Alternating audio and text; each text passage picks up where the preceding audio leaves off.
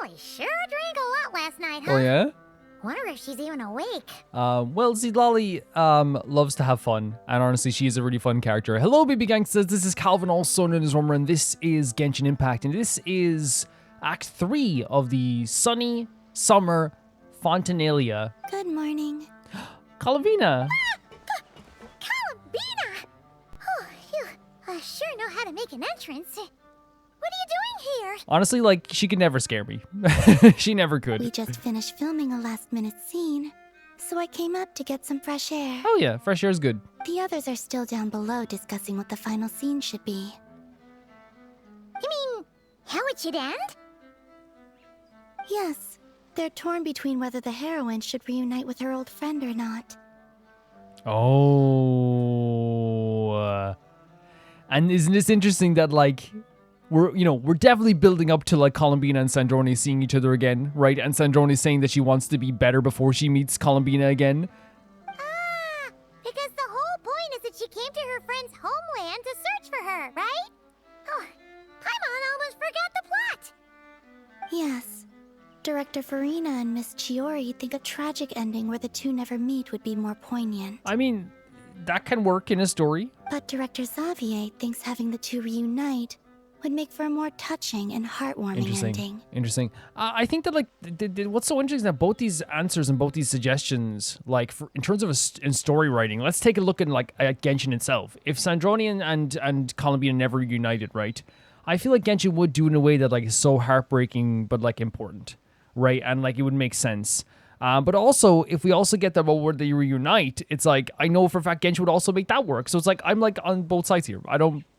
well, no, I'm not on both sides. I'm on both sides in terms of the story. In terms of what Romer wants, the second option, reunite. Me? I'm not sure. On a personal level, of course I want to see her again. Aww. Of course I want to experience that moment where we reunite. Of course. Even if it's just for the camera. And that's when Jacomi is like, even if it's a movie, I want to feel that. I want to feel that again. But that means an actor would have to take her place. Whoa. And that makes me feel... That's so interesting. Oh, The idea that, like, an actor trying to be Sandrone, like, it makes Columbina feel weird. That, like, the reuniting that she's having with Sandrone will be, like, not only, like, scripted, which again she would, like, like to feel the way, but then it's like she knows for sure, like, this isn't Sandrone, right? Don't stress about it for now. yeah, don't look so worried. Making a film is supposed to be fun. But besides, it's all gonna work out. You can trust Paimon on It that. always does. It always does work out in the end. Work out. How? I love Columbina so much. Well, you know. It'll all get tied up in a nice little bow. You'll see. Yep, exactly. Okay, I trust you. I'll just focus on having fun for now. Lovely stuff. Well, look who we have here. Traveler and Paimon. Oh, the lighting specialist and clapper loader that never were. Yeah. We kind of went AWOL, didn't we? We did. Sorry about that. We had really important stuff though. When you realize where we were, you're not even gonna care. Seriously, don't worry about it. Everything's going smoothly on our end, so just do what you need to do. Thank you for understanding. We'll definitely make it up to you. And I think one of those things is, like, I think it's very good about this too, is, like, instead of having these characters be like, where are you? Where, again, not that they would be like that to us, but, like, if I'm in Teyvat, right? If I'm in this world and the Traveler is going AWOL for a bit, right? And coming back later, my thought is, he's doing something important. You know what I mean? The Traveler, of all people. I'm like, he's got something he's doing. You seem to be in better spirits now, Miss Columbina. I apologize if our earlier discussion put you on the spot. Yeah, and it would put her, it's about her life. That's the thing, if you think about it. It's about her life. That's tough. It's okay. I'm fine now. The Traveler and Paimon talked me through it. Lovely stuff. So, what are your thoughts on the ending then? Should we have them reunite or not? We should tie everything up in bows. Oh. Huh? Just to put a bow on it. That expression, to put a bow on it, right? Which is like to make everything neat and clean and make sure everything is, like, in the end, just, like, clean, right? Everything as a clean kind of, like, look to it at the end to tie you up in a bow. To put a bow on it means like you're like it's different from like closing the page or closing the book or whatever on it. It's like literally just making sure everything in the end feels right, you know. Let's talk to Lolly. Which, by the way, talking to Lolly, always good, always amazing. She's been so funny and charming in this whole chapter as well. Lolly, we're here. Oh, right on time. I love you. Well, yeah. We weren't the ones who drank our weight in alcohol yesterday. What? Are you suggesting Granny can't handle her liquor? It takes a lot more than that to get me drunk. Sure. Really? 'Cause, you stopped making sense after a while. Yeah, but she's earned her drunkenness. Did I? Huh. News to me. I didn't say anything too crazy. No, I wasn't there, but you were perfect as always. Let's see. You spent half an hour bad-mouthing Auroron, half an hour complaining about work, an hour talking about light novels, and, Hanan kind of fell asleep after that. She does have like that, like, I don't know, like that granny feel or that like mother feel where it's like, you know, you can tell she like adores Auroron, right? But like she's always like, when is he gonna like get up off his butt? When is he gonna do this? When is he gonna do that? You know? Are they gone? Oh my god. Again, I haven't played in a few days, so like I'm always like reminded of how like good the designs are. Sandroni's like brown hair and more brownish tinted hair is like so nice. Oh, the crew? Yeah, we bumped into them on the deck, but they just left. Wait, but now that everything with your core is sorted out, what's stopping you from seeing Columbina? She misses you a lot. I just want to deal with this mess first. Sure. Besides, this is a perfect chance to make her jump for once. I have to plan it out more. Wait, so you're gonna like say, oh, cause she's always like it's surprising Sandrone and like encroaching on her space. Yeah, even though Sandrone wants her to, like we know she's always like the one that's being more forward with Sandrone. So for her to get to be the one that like makes the first move, pretty fun. But enough about that. Were you able to pinpoint the location of our target? Of course. When Granny Eatsley promises something, she delivers. Hell yeah. Great, let's see. The Morte region. Oh, wait, this is the Tower of Gestalt. Near Gestalt. Da, da, da. Da, da, da, da, da. Da, da, da. Sorry, Devil and Popla. The place the souls were severed. Is that the source of the resentment? Or is it the Narcissenkreuz Ordo in general? Let me come with. This thing's movement isn't fixed. If it's not at this location when we get there, I can use a ritual to summon it. Oh my god, she's so cool. Shaman Seed Lolly. You've already gone to more than enough trouble. I don't mind. These old bones have nothing better to do anyway. Summoning a spirit isn't going to do me in. Besides, if I don't go, they'll just have more inside jokes I can't join in on. She's so... Again, I already love Seed Lolly, right? She's one of the most, like, lovely characters to me. I always talk about she's the MVP of Latland, you know, but, like, this whole quest has been so fun because obviously she's, like, clearly, like wants to be around the Traveler. And I love the very real and cute and adorable, like, jealousy of, like, the whole thing of, like, I need to be on the inside jokes, you know? Like, and again, it's, like, not even nearly toxic, right? It's not even nearly toxic jealousy. It's the type of jealousy where it's like, oh, you wanna be on the jokes too, you know? I love it. I do love it. I think she's been so funny and so charming in this whole, and she always is like hilarious. But she's been, you know, she's been hilarious, in a different way this time around because they've really leaned into the fact that she's like, you know, oh, this is the Traveler outside of Natlan. You know, oh, this is what he's like. Oh, look at all the friends he has. You know, all this. It's like, you know, I don't know. It's sweet. It's sweet. All right then. I appreciate it. And when I say it's non-toxic, I said last time, like, it's like toxic jealousy would be see Lolly walking up to the Traveler and, like, when he's about to go on a mission with Sandrone and being like, no, you're not going with her, you know? Or it's like when a dude goes to their girlfriend and, like, you know, picks it and keeps their phone. That's toxic, right? That's toxic.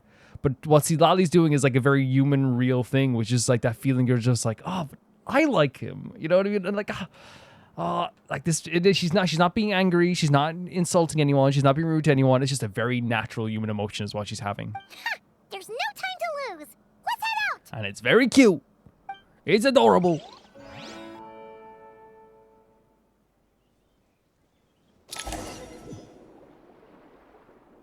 Oh wow, we're back in the water.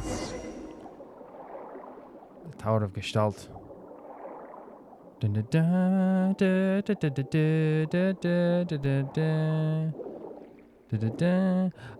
actually like get asked all the time to play Nier Replicant and Automata, but I have played them before, and it's one of my biggest regrets. Not regrets that I played it, because it's Nier Replicant's one of my favorite games of all time, but like I always like think, oh, I wish I played it in the channel. That and like Persona 5. Always wish I played on the channel first. No sign of it so far. I don't regret my playthroughs of them because, again, I had the most emotional connection with them. But there's also like a thing where like I wish I also shared the emotional connection with you guys, you know? I think it would have been great.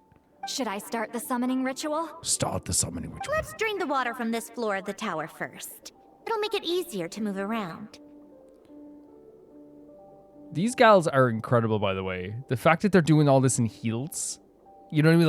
Like, it's impressive. You know what I mean? Never underestimate, like, people who wear heels. Wait, we can do that? Of course. Alan and Renee both saw the future that awaited Fontaine and even shared a few methods for waterproofing buildings. The principle behind it is, not important. Such a cool Just location. unlock the mechanisms in the order I tell you. Sure. Sure. Another one I get recommended all the time is Red Dead Redemption 2. And that's another game I played by myself. But yeah. I don't regret my playthroughs of them. You know what I mean? There's no regret of the actual playthroughs themselves. I just always wish, like, oh man, it would have been really fun to, like, play with you guys. You know? That really makes sense, right? And I do get, we should block.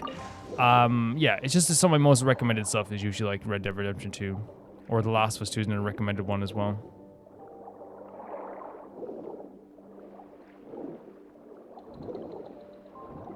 How do we do this again? Oh, is it this here, over here?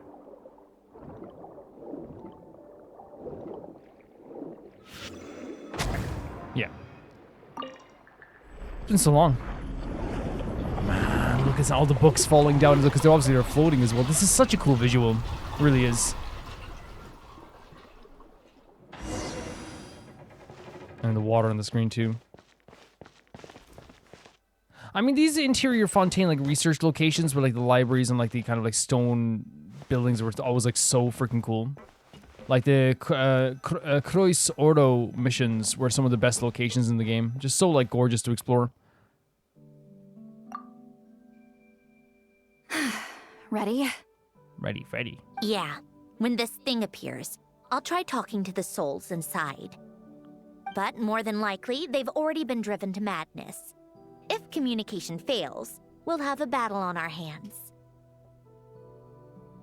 In that case, Paimon better find a hiding spot. If a fight does break out, I should be the one to deliver the final blow. Trust me on that. Whatever you say. Whatever you want, whatever you say. Understood. All right, I need quiet. Wandering spirits, drifting along the tides. Hear me now. Broken souls, silenced, torn apart, and forsaken. Look at this magical Follow the traces girl. of the past and return to us. Like, how can you not, like when Lolly does any type of magic or anything, whether it be summoning or, like, you know, spirits of, like, I'm always just, like, in awe. Let resentment recognize resentment. Let vile entities be drawn together.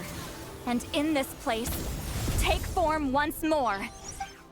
Oh, Paimon. It's okay. It's, I mean, she's so cute. Oh, my God. But yeah, it's okay. I mean, we are, like, talking about, like, you know, spirits that, like have, like, you know, that didn't get to go, didn't get to rest, that have, like, been drawn into, like, being, like, more, was it, like, dark and, what was the word they used, like, filth? I think they used last time as well. what now? Is that it? Ugh, this is exactly why I deal in math, not magic. How are we supposed to know what stage the spell is at? Oh my It's god. like there's no logic to speak of. Right behind you. Mechanical science is so much easier to... Watch out! Oh my god, you saw I love Oh my god, it's like a freaking it's like oh my god, what's wrong with me? Why am I like I literally said his name all last time. Like oh my what Renee, it's like a Renee, but like it's much smaller and it's like a blue boy. Hey, you! A red Or boy. whoever's inside of you. I need you to listen to Oh my me. god, she's so strong. I'm a descendant of Fontaine's Lord Artificer, Hélène Guillotin. So I sick. can make you whole again and return you to the ley lines. You just need to work with me here. How cool is it that she's proclaiming herself to be descendant? Because she's like, yeah, like that shows like Elaine didn't see her as just a machine. That was his daughter. I'm a descendant. Sandroni's standing right up to this thing.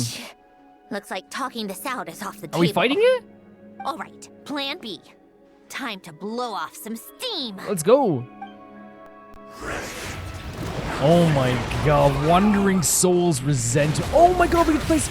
Okay, so again, Renee and Jacob as well. Oh yeah, because of what they did. Out the wrong person.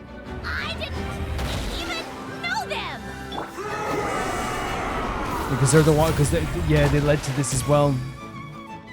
The soul severing as well. Oh my god, what is this? She's like floating on this thing. Come on, keep up. What is that? Oh, we're gonna have to like Let's test my hypothesis. stop. Oh my god, she's so cool. We're gonna have to like do the trial as well. I don't know if we're gonna because people said the mini games could take quite a bit of time. I'll see like what we're gonna be doing with the mini games.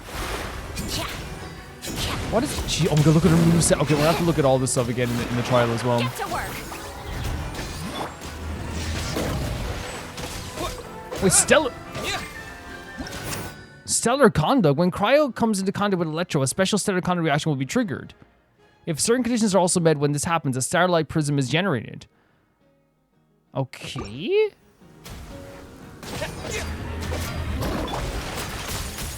I don't know. Again, I have no idea what this moveset is. I have no idea what she does, but we'll take it. She's like, she's so like Sandrone. She's doing this too. Like, there's so much sass, and I freaking love it. Suffer the wrath of Eastleigh!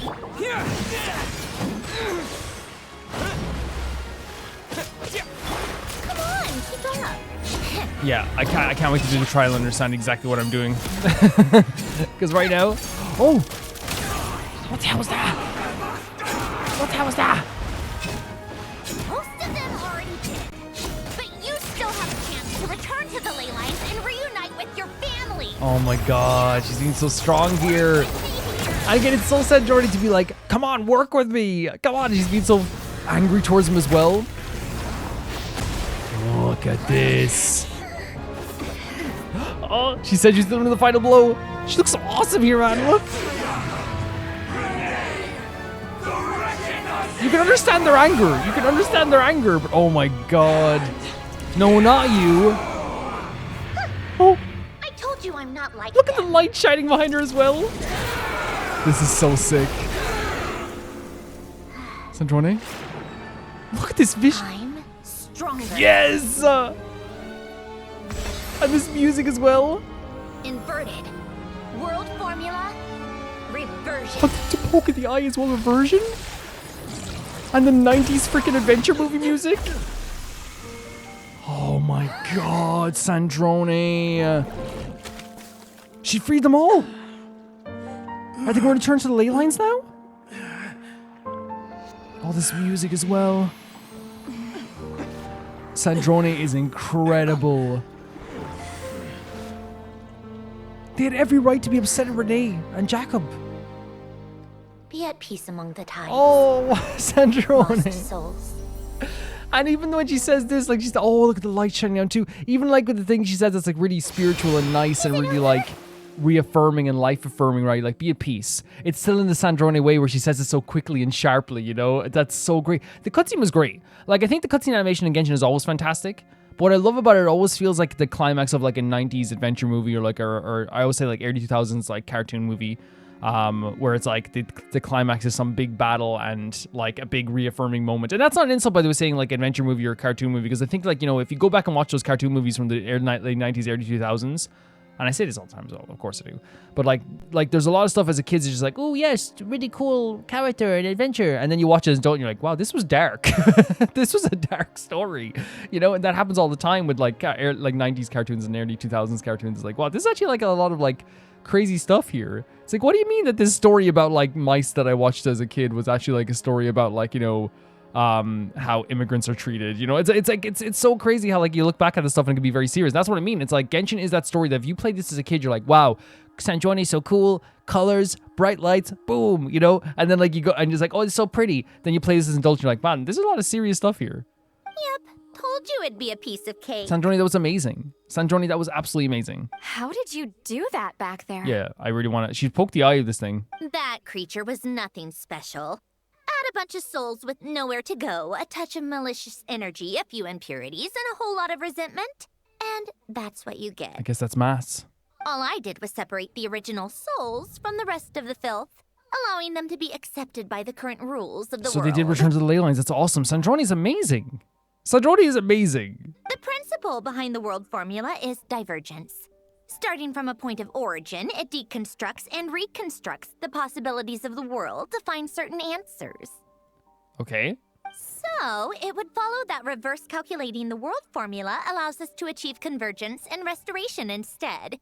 Using a numerological array, I was able to do just So that. I'm not going to try and summarize all that, like, but what I think she's saying is that she took the formula that was already in place, divergence, and reversed it. She reverse calculated it. So the formula that put them all together, that would put them all together and amalgamate them all together by Renee and Jacob, she just reversed it like that. And it's the same thing. Maybe like, am I right in saying it's like, you know, putting tape on something? It's like she just pulled off the tape. No, that's a bad example. It's like someone heated up a bowl of soup, and then you went over and like put it in the fridge. It like reversed the heating. These are all bad examples, but you get what I'm saying. It's similar to the concept of homological reduction in mathematics.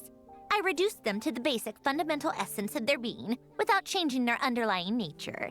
So she separated the souls from the filth. She reversed the formula of the divergence, and she's saying it's reduction in mathematics where she reduced them, but she didn't change them. Okay. That meant... never mind. Judging by all the blank stares, I'm guessing you don't actually care. Sandroni, you were so cool there. You were so cool. I think I finally understand how Outlanders feel when I ramble on about shaman stuff. Here's the thing, even if I don't get everything, I'm always interested to hear these characters speak, because when they're passionate about something, I'm passionate.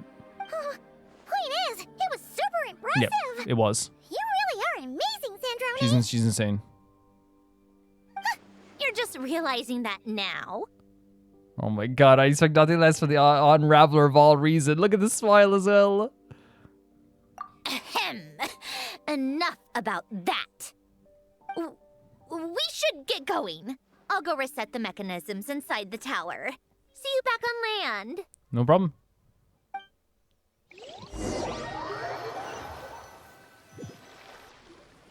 Well, that's one old mess for the books. Glad to have that over and done. Man, Fontaine is so beautiful. Feels nice to do a good deed every once in a while. Sandroni, like, what you did here was incredible. And what's so funny about, you know, and this is what's so crazy about Sandroni. She's like, it's nice to do a good deal once in a while. Sandroni, you were literally, as Colomina said, multiple times you stood in front of the storm, the maelstrom, to protect people. You did it with us in Nag Karai like 3 times, you know? You need to now. Again, I think it's because she's protecting her heart, like to feel like, oh well, I'm not actually doing anything, you know, and then it makes it feel maybe like in a way that like, you know, she's not, you know, extending the hand out and you know, putting herself out there, because again, she was worried about the idea of like losing people and making friends and losing those people. So she doesn't want to. Maybe she didn't always want to like see it that way, but I'm glad she's seeing it now. It's like, yeah, you did something good. You did something amazing. You helped everyone out a bunch in Exactly. Nagpur, too. Kind of seems like you're just a good person at heart. Not even at heart though. Like I feel like, okay, people say Calvin, she ripped up people's tongues. Okay, but like everyone needs a hobby. every woman needs a hobby, right? But like it's one of those things where it's like I think she is just genuinely like someone who does desire to help people and does desire to people to see other people happy, you know? I wouldn't be so sure. I'll be heading back to the Fatui soon enough. You two are too trusting sometimes. At the very least, we know we can trust you. And that's the thing. Saying you're heading back to the Fatui doesn't do anything to me. It doesn't make me worried. You know what I mean? Like the Fatui have been some of the people that have helped us out the most in our journey. Fine. Just don't say I didn't warn you when it comes back to bite But she you. is correct in saying that, like, there will be, like, another clash with the Fatui at some point. There will be. Like, she's not wrong in saying that. Like, whilst, like, again, we love Tartaglia, we love the captain, we love the knave, we've grown warmer to Rosaline. We love Columbine, even though she's not a member of the Fatui anymore. We absolutely adore as well Columbine and Vaughn. You know, we both adore them, not members anymore. And we love the Marionette. Like, the factual statement is, like, still there's, like, members of the Fatui Harbingers that, like, right now, for example, that we know that we will have a problem with. Like, this isn't, you know, all set in stone. Yes, the Harbingers right now and the Saritsa is being weary because they don't want to cause any more national crises because of what Satori did. But, like, still, like, the Marionette isn't wrong when she says, hey, just think about it. Well, where to next? Back to the ship? Yeah, your personal business, the Narcitsan Corates thing, it's all resolved. That means you can see the people that need seeing now, right, Oh Centroni? my god. Everyone's gonna be so happy you're back! This is gonna be amazing. You wouldn't catch me dead admitting to this before, but... yeah. I really have missed everyone. Yeah, no, that's okay. And again, that's perfectly fine. Columbina's a special case, though. This time, I'm definitely getting her back for all her annoying antics over the years. That's your bestie. Like that is the one who gets you the most. The brown hair is so stunning. It's such a pretty design. Oh, She'll sense me coming from a mile off. why are we How doing a am I cutscene? gonna... No, wait, what? What are you... What? The chills that just took over my back. Oh, Is it really you? oh no. Oh, with her eyes open as You well. didn't tell me. You avoided me. Why? I... Oh, Androne. my freaking hair. Oh no. Now we're even. Oh my god. What the hell, man? I missed you. So much. That makes one of us, idiot. Oh my god, I'm man. here, Columbina. I'm here. I'm in bits. Oh my, and they're filming it?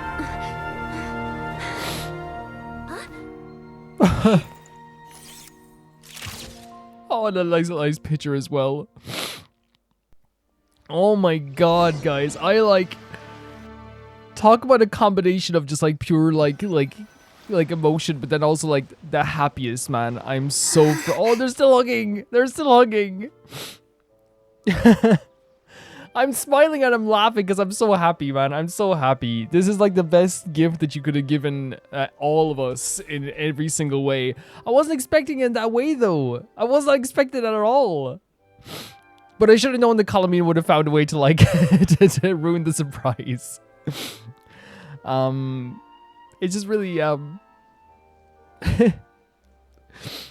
it's really beautiful, like when Columbina said, like, you know, why were you avoiding me, right? And to stop that whole line of questioning instead of you know, because she probably will explain, but like in the moment to stop that line of questioning, the best thing she did was like, no, and dragged her in and hugged her. That's so freaking beautiful, man. That's so beautiful. And even Cedrone saying that makes one of us as well. Sandrone. No, you ain't getting away that easy. Guys, like, this is like such a rarity that like there's like tears, but like my face hurts from smiling. It's such a rarity, you know? Feels amazing. I'm like, I just got like a wave of like gratefulness to Genshin, man. There's an alternate timeline where like I listened to like those 1 or 2 commenters that said don't play it. When I said, hey, I was like, hey, should we play Genshin? And there was a few people like, hey, don't play it. And there's an alternate timeline where I didn't play this. And there's an alternate timeline where I'm not in tears over Columbine and Sandrone. And that alternate timeline, I bet it sucks. Don't ruin the moment. Or I'll start thinking about how you teleported me to a random location after I explicitly told you to stop doing that. Oh, man. What a culmination. What a beautiful culmination. And the fact that she's doing it in front of everybody. And scene! Bravo! Bravo! We got it! This is exactly the ending I was hoping And Xavier for. won. He got his ending. Oh, she didn't realize she was teleported back. Where did you just go, Miss Columbina? You vanished. And then the next second you were back hugging this, new friend here. Oh my god, look at the guard in the arm. She's still like, you know, she's still a little bit shy, right? She's like visibly guarding herself. That was all on camera? Yeah. Well, the camera was already rolling and it happened so fast, so yeah. Hold on. This must be...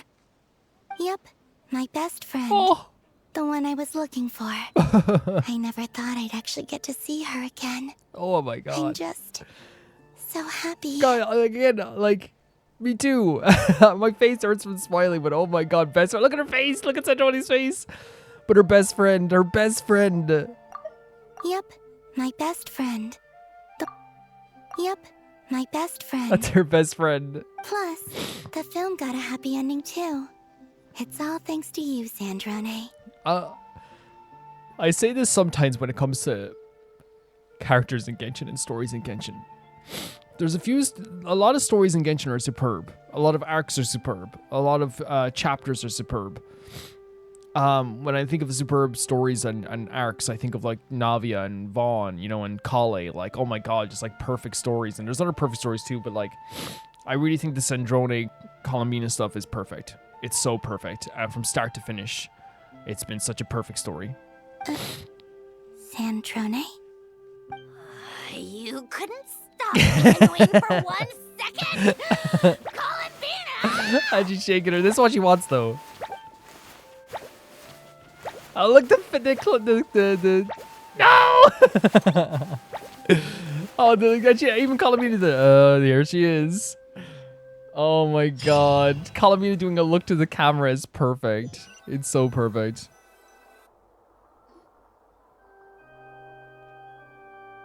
Finn, the ending. Owner's credits?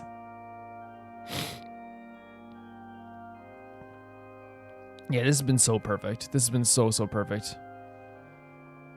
Oh, they're watching it in the theater. The poke. Them being together is a dopamine for the ages.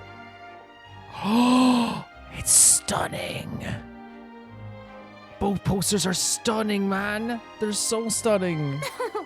As expected. Going to the opera house is the true way to enjoy a film. Why am I like getting like I know I'm emotional already for this stuff, but like the being back at the opera Epiclese. Fontaine was incredible, man. It's such an incredible story. I still think it's like from start to finish the best arc. You know, best arc on Quest in terms of story. I think from start to finish. I think that, like, you know, people might say, well, but Not Cry. But it's like, I think that you guys understand at this point that we don't have to do pancake waffles. Like, Not Cry is superb as well. It's so superb. But I just think that, like, Fontaine from start to finish is the most, like, tight, perfect story ever in Genshin. It's so incredible. You get to see the audience's reaction in real time, too. The endings seem to be received quite well. Yeah, I bet that's probably one of the most fun things to do. I can't get over how cool those posters are in the background. Paimon can't believe you let us include that in the final cut, Sandrone. You even agreed to help us reshoot a couple of shots. Thanks a million. She's becoming so much more open, right? Which is a good thing. It's definitely a good thing, especially if she's comfortable doing that. That's such a good thing. Most of it it was caught on camera already, so it's not like I had much of a choice. Besides, no film I'm in is going to be anything less than perfect. You tell him. You tell him. Oh my god. It's Columbia, like, this is the type of friendship you need, right? The fact that Sandrone is like acting all like confident and like really, you know, she's just trying to put up like a face as well sometimes too, you know? The fact that Columbina loves that just shows how they're always just so perfect best friends. What are you laughing at? Because she adores you. Nothing. It was just interesting to see us on screen together. Her eyes are so lovely as well, aren't they? I'm glad this moment is That going to poster's be preserved amazing. forever. Like, look at this, man. Just a pity we didn't take home the Farina Award this time What? You around. did? Well, artistic films can rarely compete with commercial ones. That's usually the opposite, no? You should have prepared yourself for this the minute you changed the script. That's weird, man. In Fontaine, commercial films get the Oscars. That's very different from our time, because like in usually in like the Oscars or like whatever, it's like usually the more artistic films get the Oscar, or the one. And here, not always artistic, sometimes perceived to be artistic, because there's sometimes like movies will get like the Oscar, and it's like you watch and you're like, what the hell? Like this is. Like there's like thing called Oscar bait, I think, where they're like, you know, they try to like bait people into like, you know, giving them an Oscar. But like, yeah, I guess in Fontaine, more commercial stuff is what wins, I guess. True. Because you think if you're going to a film festival, like like a lot of people would be voting for the more artistic one, right? But I guess it's different in Fontaine. Oh, did I hear someone mention the Farina Award? Did you guys win it? Come on, don't gloat. They won it? Okay. I mean, like, Charlotte winning it isn't going to be upset me. I won't. Our crew winning the Farina Award was a team effort after all. I mean, also, they did have a pretty, like, good cast. Navia was in it, so that makes sense. Costume design, script adaptation. Ooh, and the practical effects were so realistic. The flames and explosions even made me jump while we were filming. A lot of the effects were based on actual items the Special Patrol confiscated from criminals. Who knew they'd serve another purpose, right? But it turned out amazing! Really brought the thrilling scenes from the novel to life. Fontaine's film industry is seriously impressive. Yeah, it's one of the cool things about Fontaine, for sure. Which film did you vote for, Silali? Isn't it obvious? Great Detective Herlock, of course! That's the whole reason I'm here! I mean, we can't be upset by that. Look at Navia, man. This is okay, deserved to win. Look at Navia, right? Incredible. No, I totally get that. Like, if she wanted to see this one, this was the one she came to see. You all should be proud, though. A lot of critics are saying really good things about your film, too. Longing and loss, searching for something even after it's gone. It's a film that makes you think about life and how important it is to explore those themes. Well, that is what the art of storytelling is for. It's interesting as well because, like, if you look at, like, say, the Game Awards, like, for example, Genshin is, and I really like the Game Awards, and Jeff Keighley, I like him as well. He's done so much for a lot of people I love as well.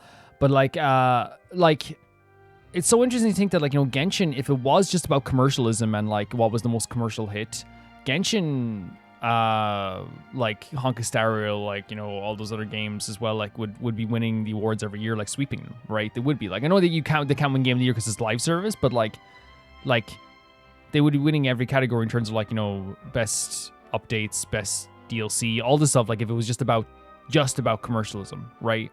And not that I'm saying that they shouldn't win first. Like, I generally think that there's like sometimes where I'm like, how did Fontaine not get like, because to me, like, Fontaine should be like nominated for an award, like, you know, and it's not even just Fontaine, like Nod Karai, Natlan, like all these sort of Inazuma, like, and it's the same with Honkai Star Rail. It's like, you know, like Penacony, Amphorius, like all these things is like, yeah, they're absolutely incredible. So I'm not just saying that like this is just commercial and not art. It's beautiful art. Like, and you see me talk about this a million times over. But if it was just, I'm saying it's also like one of the most biggest games in the world. Like, Genshin is like legit, like, you know, one of the biggest games in the entire universe. If it was just about like commercialism, money, and fan voting, and people, like the fans deciding, like, Genshin would sweep the awards if they were allowed to. You know what I mean? And that's just the truth. It's just the truth. That's why it's so weird here to have like an award show that's like based more about commercialism here, because That rarely, no, that does happen, but like usually not like film festivals. Usually it's like the VMAs, like the most popular artists will win because of fan voting. The American Music Awards is fan voting, so like the most popular artists will win no matter what. Yeah, it's interesting. It's a very interesting, different look, right? Watching a film with friends is so much fun. There's so much to talk about. Mm-hmm. Ooh, let's throw a celebration later then. We're all old friends. Oh, we could find a place and chat to our heart's content. How about the Winglet? Okay. That's perfect. Friends and family are more than welcome too. So if you want to bring people, don't be shy. You all can head over first and make yourselves at home. I'll bring over some refreshments in a bit. This is so fun. Is this the wind down? Like we're gonna have a party? I just have one more stop to make first. Oh? Can I come? Us too? Fine. Not like you'd listen if I tried to stop you. Same old Sanjoni. Look at Columbina's face. She's just so happy to be with her best friend. This is, yeah, like again, I hope I'm not making it seem like it's like, you know, bad that they go with like commercialism or fan voting. You know what I mean? Like that can be a good thing too. 110%. It's just I'm so used to award shows being based off of like multiple different criteria and how something can win, right? Like I said, like to me, I know there's not many categories that can be nominated for, but like for me, like, you know, I remember I like, you know, finished Nalan, finished, you know, Fontaine, finished Nakarai, finished like planets in Honka Star Rail, and you think to yourself like, okay, if there is a category for like best DLC, maybe that should win. If there's a category for best like ongoing game, I'm sorry, but like it's like, yeah, 100% it is these stories. But again, I think the Game Awards, again, I want to be clear, I love Jeff Keighley. I think the Game Awards are very aware that they have to like, you know, stop Genshin sometimes. They put it in like the fan deciding votes, I think sometimes because it's like if Genshin was allowed to be nominated fan voted wise for every single like category it could, like I don't think any year would ever be like interesting for the award shows. It would just always be like, you know, yeah, Genshin. Yeah. The posters are so cool. Yeah, I would love like these posters for real. I'm sure someone will make them 100%. Someone will print them. Someone will design them. Someone will artistically design them. Yeah, this has been amazing. This has been so good. This has been so good. There is times when like the commercial hit is also the one that is like the most artistic. Oh, the posters here too. That's such a nice touch, right? That's such a nice touch how they changed around. Like Lord of the Rings was that example of a movie that like, you know, was wait, down below? Oh, I was like, oh yeah, we were going somewhere with Sandroni first, not wait, that's Anna Pauses though. Oh my god, that is what? Oh, but we're going here. Okay, that's fair enough, but like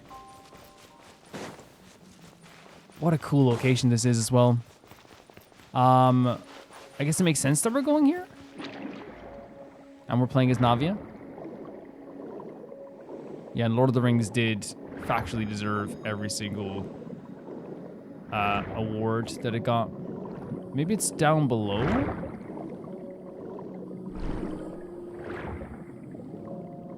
Yeah, it's down below. Where are you?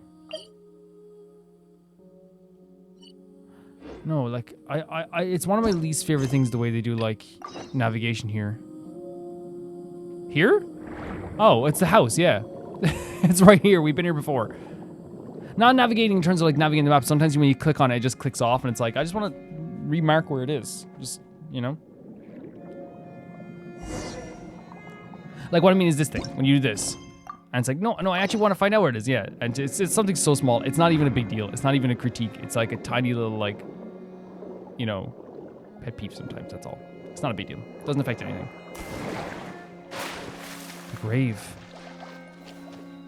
Oh, I thought this led to the house.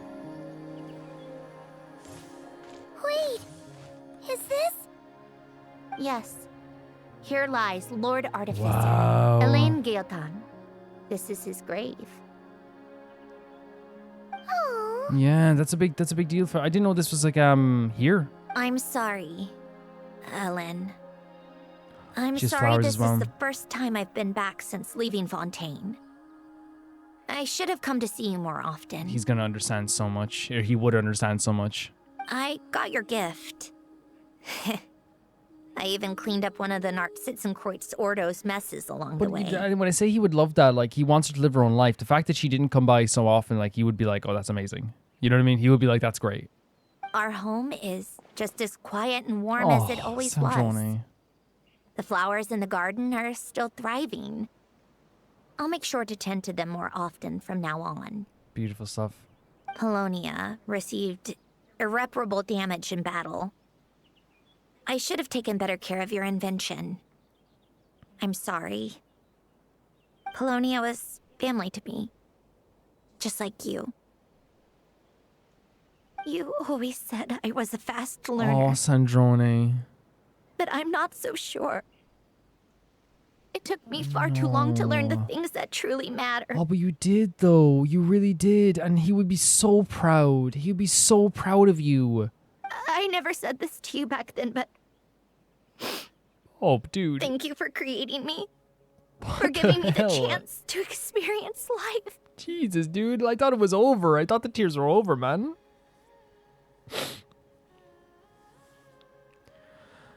That is so beautiful, Colomina. That is so beautiful. And he would be say he's gonna be more again. You not showing up all the time is gonna make him happier. Being your family meant everything to What me. the Absolutely dude? everything. And this is it's so beautiful. It's so beautiful that she's getting to say this. It's just that again, that is such a tough thing that, like, you know, you feel like there's so much left unsaid that's someone that you wanted to say.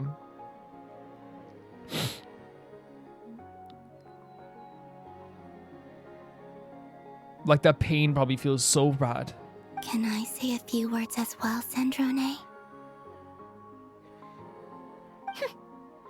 Don't need my permission. Oh no, my god, she's being sassy through like the frog in her throat and the tears. Hello, Mr. Guillotin. I'm Sandrone's friend. It's beautiful, but I'm gonna be devastated. You don't need to worry. Sandrone is doing great. She is. She's doing so fantastic. Not only is she a brilliant scholar, she's made a whole bunch of friends too. Yep. And she takes great care of them. She does. As You if. do. You don't. You can't deny it. You have taken such good care of us. She'll never admit it. But she's always there when her friends need it the most. Always. I wouldn't even be here without her. I mean, we wouldn't be. None of us would be. We'd all be gone. So, if she ever needs help, her friends will be there in a heartbeat, including me. That's what best friends are for. This is so beautiful. It's so beautiful. Columbina. I think it's the fact that like I've always like, I don't know, I've always been a big supporter of it's never too late to really like express yourself the way you want to. It's never too late to truly like speak like your own feelings and what you felt for years into the world. Even if the person is gone, I feel like, you know, even though, again, I'm not a spiritual person, but I feel like the intent alone is a beautiful thing, you know? When I see someone talking in a grave, I don't think, oh, I don't believe in God, so how does that help? It's like, it's the intention, right? Alone, the intention is so beautiful. And hearing Columbina say this stuff as well as, like, a way to, like, show Sandrone, yes, you do have friends, but also, like, helping Sandrone help Alan understand that Sandrone is doing so well. Like, this line here. If she ever needs help, her friends will be there in a heartbeat. Like, we would be there today, yesterday, this second. What else? Oh, she likes drinking bitter coffee, Oh, listening to piano music when she can't sleep. Turns out she even likes giving hugs. she loves it.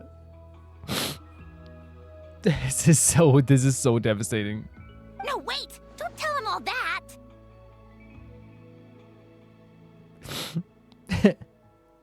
I'm gonna die. I'm gonna die. Huh? I don't understand. I didn't think you'd want to hide things from him. Well, yeah. But there are still things I don't want to say. Okay. I'll come by myself and tell him for you then. That's such a Columbina thing. That's not what I meant. She's like, okay, I'll do it later. That's such a Columbina thing. Enough with the speeches. If no one has anything else to add, let's just leave it there. Should we say a few words too? Let's leave a flower. Kinda seems like Columbina said it all. I mean, yeah, what she said was so true as well. Let's leave a flower. Great idea. It's so stunning. This story is so stunning.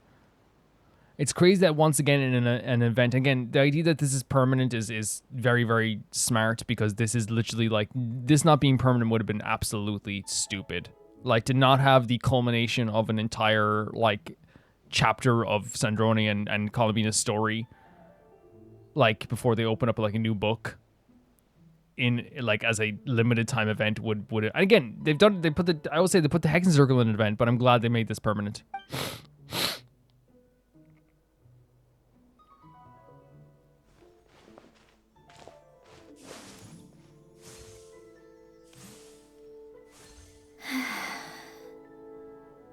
Goodbye, Ellen. I'm like drained of energy right now. What a beautiful idea. Right? What a beautiful idea.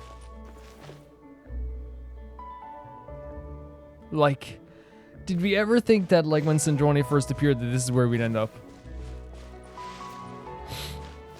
And we'll talk about her, like, how beautiful this chapter has been. And I call them chapters, by the way, because in Genshin, your arc is never truly done. Yes, like, for example, Kale's chapter closed before, you know, in the last arc on Quest. But she opens up a new book. This is closing the book and opening and writing a new book. This is the story of how Columbina and Sandrone came to terms with their friendship, but also how Sandrone came to terms with her past, and finally was able to speak her emotions into the world. It's an amazing thing. But just like in summary before, because again, we're going to talk about at great length, I think. But like, the idea of a character who we first met, first heard of was like, you know, ripping up people's tongues, right? And then the second time we met them, the first time we met them physically, they were threatening us, basically. But they've, throughout Nagcry, have shown their want for protection. We've heard stories about them and Rosaline and the Knave and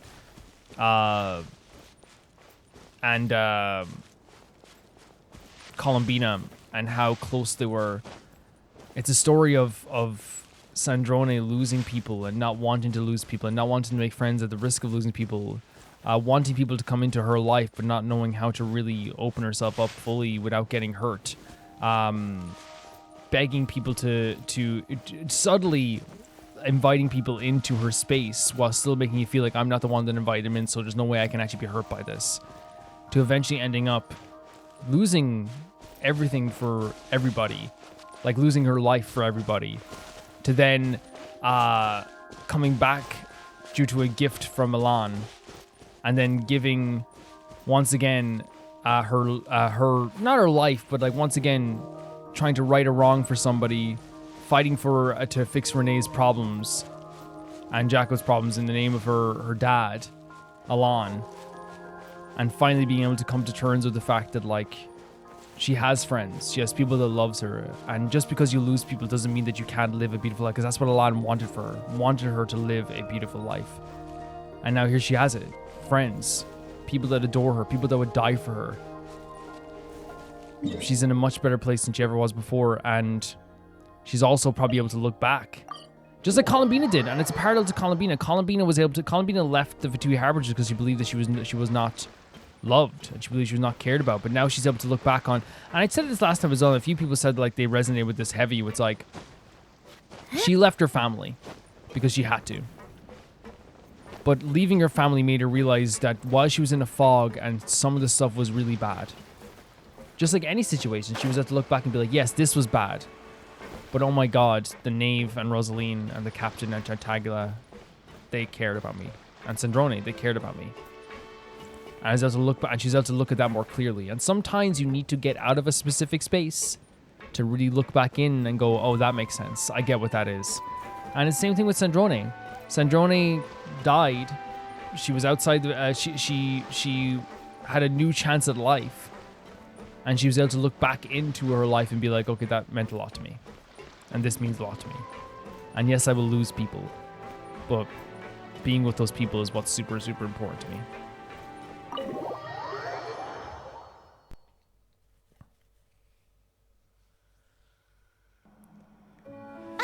You made it! The party's already started. Oh, but you didn't bring Oh my anyone else God! along? I thought you headed out to invite some friends. Oh, Nouvelette's here too, but oh my god, it's the freaking House of the Hearth talking to see Lolly. We did invite a friend, actually. She'll be here soon. She's even bringing some desserts to have over tea. Wait, You should join us later, Miss is Farina. that Artichino? Is that Artichino? Artichino loves desserts and tea. I do Oh my love God! a tea party. Then don't mind if I do. Escoffier is here too. This seems like a fun occasion. Let's go talk with everyone. Oh my god, you had me at talk. Idea. We'll introduce you to all our old Oh friends. my god, the House of the Hearts. Oh my god. Talk to everyone. What is going on? How are you? Granny Eatsley, you're really not going to let us borrow these cute little stuffed toys for No, our magic show? stop. First of all, Seat Lalin and Eats Papa are Chi-Chi meal. They have inauspicious stars sealed within them, and they're my helpers, not They're trying to toys. borrow her helpers. But the Grin Malkin Cat and Boggle Cat box are Linny and Lynette's helpers. And they still make good partners on stage. So true. What a so true. Like adorable and correct. Sigeween is here as well, by the way. Agreed. We've never had a Chi-Chi meal pop out of our hats They're already selling before. this. It would be quite the surprise. I think the audience would love Oh my it. god, it's so good seeing you guys again. If this I love was this the animation. Masters of the Night Wind, these kids wouldn't have even had the guts to say my Oh. name, let alone pester me like You don't know this. House of the Hearth, kids. You don't know House of the Hearth. I'm terrible at dealing with requests like this. Oh, Traveler, quick, save me! Man, it's just so, again, I'm like really in that mode whenever I see the House of the Hearth kids. I'm always like very much in the mode of like, I'm happy to see them. I'm happy they're doing okay. It looks like Granny Eatsley made some new friends. You think you're so funny. Her animations have been so great. Lady Sandrone. Lady Of course Columbina. they would know them. Of course, yeah. There's no surprise there. Hello. There's no surprise. Don't look at me like that. I don't have any mechanisms for Should you they to interact? They were in the Not Cry quest, right? They were there with Sandrone. Oh, that's like I wanted to do that. Don't be fooled by my sister's demeanor, Lady Sandrone. She's just as delighted as the rest of us to have you back. Yeah, but Lynette definitely wanted to break something. Well, I suppose when I'm not so busy, I could find some time when Oh. Arlecchino is around and bring over a few gifts to the House of the Oh my Hearth. god, like an auntie bringing over presents. You're too kind, That's Lady so Sandrone. lovely. I'm sure just your visit alone would make Father more than I happy. bet it would. I bet it would. Look at the little freckles on Femini. I just need to borrow them for a bit. I'll pull them out of my hat, give them a quick hug, then give them straight back. When did hugging become a part of it? Lynette wants to hug him too. Oh. I could lend you pair. Oh? So you have something to hug in the meantime. Oh. He gives really He's good such a hugs. sweetheart, man. Are you kidding me? Are you kidding? Remember, like, how much I love these three, right? I was so willing to, like, hate Risley over these three. I was like, if you remember, I was ready. I was ready to be like, me and Risley, never again. I don't need something to hug in the meantime. The issue was never the hugs. I love that they're the ones making about the hugs as well. How about this? You can have 2 VIP tickets right next to each other. Excellent view. For a date, perhaps? Right next to each other? For a date, perhaps? Oh my god. Yep, super quiet. No one will bother you. Lynette is so, oh my, and it's no surprise to me that Lynette like surveyed the situation and saw, she likes him. Like it's no surprise that Lynette of all people, the most observant person in the world. I'm sure you'll have a great time. She's so no, Lynette clocked it in 2 seconds. She's like, "You can have some tickets for two of you." Looks at Trevor, looks at C Lolly. And it's no surprise she's the one who clocked it as well. Fine. Oh man, they need to do legitimately a big House of the Heart story. And honestly, like they could do it during Fontinalia, right? They definitely could. Oh, we can't talk to them again. Again, I think it's so adorable. The House of the Heart kids are so funny because they will, like, they're in their own world, in their own universe. And also, again, they're not afraid of anything. They're not afraid of absolutely anything. They will fight you. They will destroy you. They will do everything they can. And also at the same time, too, it's just like, so, like, they thought the problem was hugging. They thought they knew what this issue was. And then, like, again, it makes perfect sense that Lynette was the one who clocked the longing that Siglali has for the Traveler, That's so funny she picked up on that. Lepine? What a dream come Okay. true! For once, it all worked out. I can die without. It's okay to be emotional, yeah, of course. But like you were always like gonna like be, people always were gonna like your life was always worth living. Let's not get too ahead of ourselves, Director Lepine Pauline. What was in that piece of cake you just handed her, Escoffier? Bromaritime flowers, eggs, flour, same as all the other pieces. What, you think I tampered with it? Playing a detective in real life now too, are we? Escoffier was awesome too. I remember her quest was so great. Oh, it's so delicious. I'm so happy. Awesome. My life has peaked. I mean, what's so cool about this as well is that like sometimes sometimes a good cake after sometimes good food after being highly emotional can make you feel this way. Miss Lepine Pauline, look who I brought. Who is it? Master! Ninette? Wait, what happened to your face? Why are you crying? I don't remember Ninette, I'll be honest with you. Is that evil Ninette? Never mind my face. Here, let me introduce you. This is Miss Charlotte and Miss Escoffier. I might look up Ninette, because I do not remember Ninette. And here's the thing, usually like I'm able to like look up more things now in Genshin. Like obviously there's a world quest I haven't done that people like really want me to do, but like I don't think Ninette is gonna be a part of it.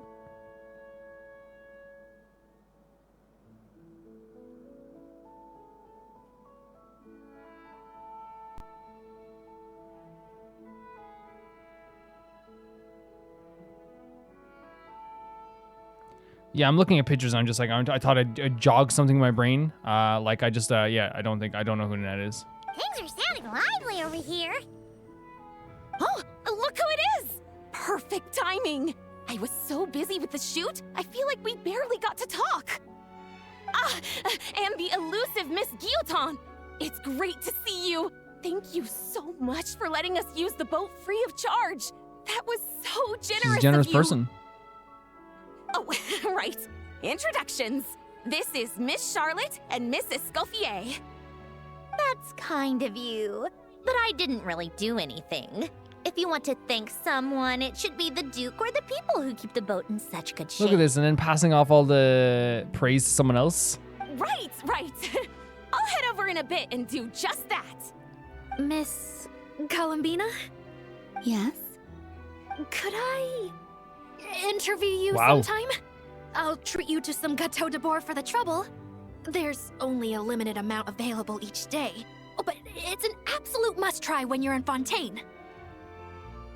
Can I say something? And again, it's gonna sound so mean towards Charlotte, because again, I just have to say it, like I love, as I said, I love the side hair, but I've come to terms with like my feelings on this alt outfit, and I love the brown colors, right?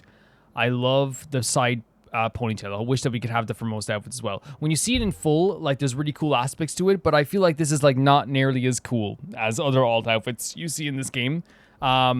It's cool, but like the original Charlotte outfit, just like knocks it out of the water. That's my final take on it. Because remember, I was thinking about it last time. I was like, what do I feel about this? Like, again, like there's parts of it that are really cool, but in the end, I just think that it's like probably my least favorite alt outfit. No. I think Diluc's alt outfit is my least favorite for sure. But this is like, definitely up there in like a least favorite. We can go through the alt outfits and like, I'll tell you which ones I like.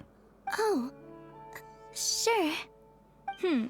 Bold of you to use my own cake as a bribe right in front of me. You know what? When else are we all going to be together like this? Come on, everyone! Grab your drinks! I'm already happy that she's happy, right? That's awesome, right? Oh my god, the little glass in Paimon's hand. Are we going to toast? Yep! Come on! Sante! The quick tapping as well. Yeah, like, so even though like I don't have a connection to Lip, I know she was from the quest that we reacted to, right? And like we've seen her before, right? I know this. But I just don't have, obviously I don't have the connection that people have. Now, speaking of connections, will I get to hear the word partner today? Will I get to hear the word partner?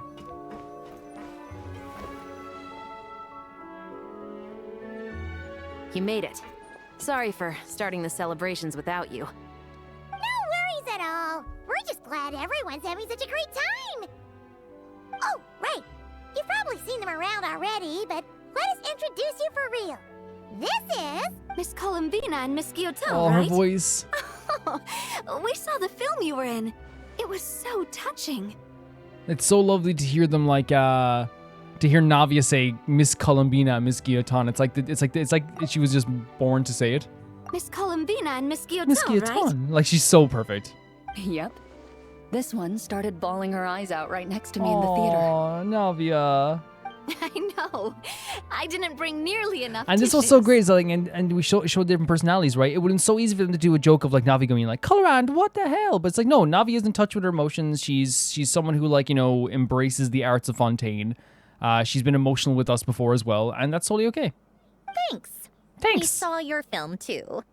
I memorized all your Oh, yeah? names. Guess we can skip the Yeah, we didn't have to do introductions, anything. Our effects were pretty over the top, right? Some of the extras in the big scenes were actual members of the Spina di Rosula. Oh, very resourceful. So basically, your contribution was creating realistic-looking chaos. That wasn't the only realistic aspect. Miss Chevres and Miss Emily were also kind enough to lend their expertise on criminal investigations and forensics. Oh, it was nothing. I was just honored to take part and help out. Wow! No wonder your film turned out so good. You basically had an expert in every field. Talk about a stacked crew. Oh, speaking of, want to join in on a round of tabletop troupe Oh, that'd be later, so Miss fun. Columbina and Miss Guillotin? I mean, what better place for a party than a party? An actual like JRPG party. Here we go again. That'd be so fun though. That sounds interesting. Yes! Persuasion successful! What about you, Miss Guillotin? Navi's a sweetheart. I guess one round Yes, couldn't hurt. making new friends. Critical success! What is? Look at this. Turn into the camera. I love that. And again, that's just what a great showcase to show that like she's making new friends, right? She's gaining new friendships. There's going to be like new opportunities to be friends with people that she hasn't been friends with before. And now that she's opened her heart to her closest friend, she's like without any embarrassment or any type of like negative feelings, she can now open her heart up to more people. She's renting out a space a lot bigger for people as well. Man, this is a really interesting one as well, right? Sigewinne and Risley. I mean, like, of course. Oh, it's not Sigewinne and Risley. Wait a second. Mr. Baptiste and Veronique! You're here! Friends of yours? Veronique is the prop manager for Musketeer Pictures, and Mr. Baptiste is the author of The Two Musketeers. Yeah, former prop manager. Now we're just two criminals serving our time. Yeah, but I think it is like a really great thing that they do offer like this form of rehabilitation for people in Fontaine. Thanks to Duke Risley and Nurse Sigewinne looking out for us. Not too bad, actually. You make it sound like I'm giving you special treatment. I just think the method of justice you chose to pursue is one people can respect. Yeah, but that's the thing. It's like it is.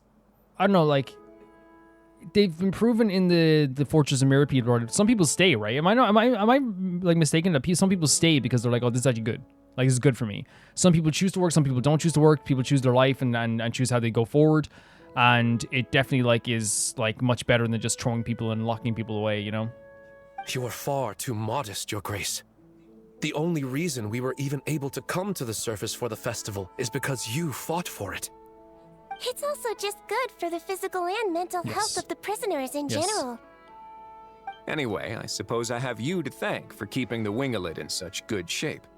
I never knew she could look so striking. She's gonna give the credit to I didn't do anything special. Yeah, it was mostly the Traveler and the others. She's giving credit to everyone now.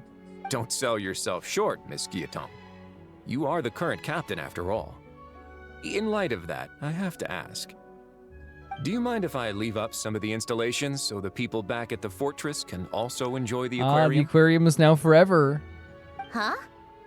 Like I said before, I just think it would be good for the inmates look, who I clean filled and it up. maintain the Winglet to see their work put to good use. So amazing. I did that. Wink, wink. Besides, maintaining an aquarium is sure to be a lot more interesting than scrubbing rust off the walls and deck. Of course I don't mind. I'm grateful you even want to keep it. Great. Then it's decided. That's amazing, Sandrone. We should go hang out at the Fortress of Mirrorpeed later then. I think this is also symbolic, right? This has to be symbolic of the idea that, like, we were talking about how the aquarium will have to go eventually, and it's like now showing that, like, some things do last for longer than you think they will. You do know you just invited me to hang out in prison, don't you? Oh, look at Paimon. Great stuff.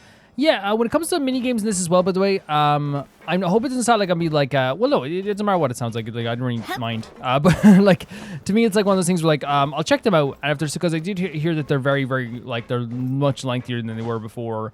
So I'll see what they're like, and if we actually do enjoy them a lot, we will continue to do them. If it's one of those things where it's like the Fontaine festival we went to last time, and it's going to take, like, you know, hours and hours, there might be a little bit like of a thing where I might do it at some point, you know what I mean?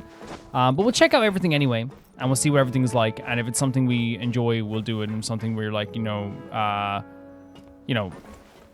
crazy into, we won't do it. That's just the way things go, right? Yeah. Yep. Let's go talk to Nuvi. It hasn't been a while with Nuvi, really. We talked to him recently, right? At least I did. Celebration too! Yes. I can only hope my presence does not make anyone ill at ease. No, I don't know. Are you kidding me? Who's this? This is the guy. All right! This is Nervalette, the Eudex of Fontaine. And this is Columbina and Zindrone. Greetings. Hello. These two must be the Fatus and former Fatus related to the recent incident in Nordcry. I read about them in the diplomatic report. The Eudex? Oh, the dragon that cries Whoa. a lot. Wait, what? Oh, well. What a line.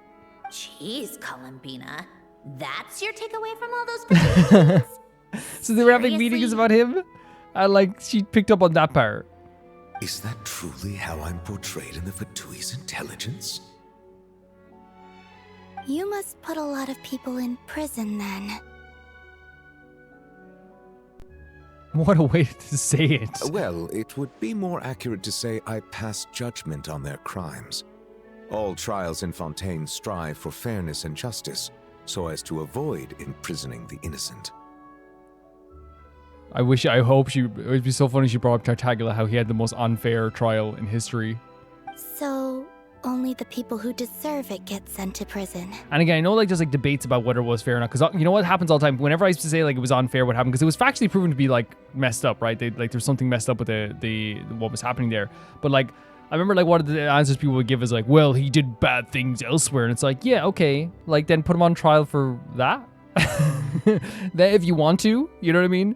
But, like, the trial he was on for, like, he was, it wasn't his trial, That'd be like, that would be like someone else, like, I don't have to do an analogy. It's like, it was an unfair trial. Well, deserve is quite a subjective metric, is it not?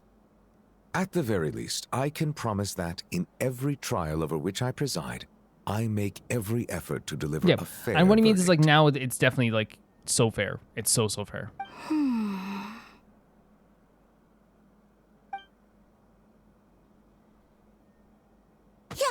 Oh my god, the punch! He brought it back. Oh, for the love of. Oh my god. What is she doing now? She's making friends. She's making friends.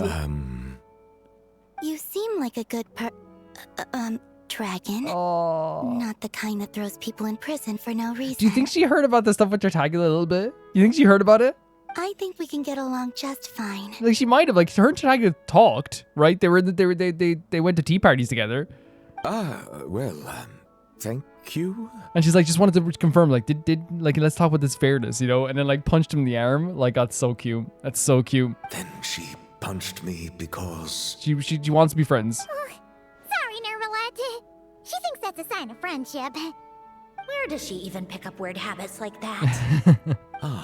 I see. I believe I have observed people on the streets of Fontaine expressing affection in a similar manner. And look, he's accepting this. I suppose I now know what it feels like.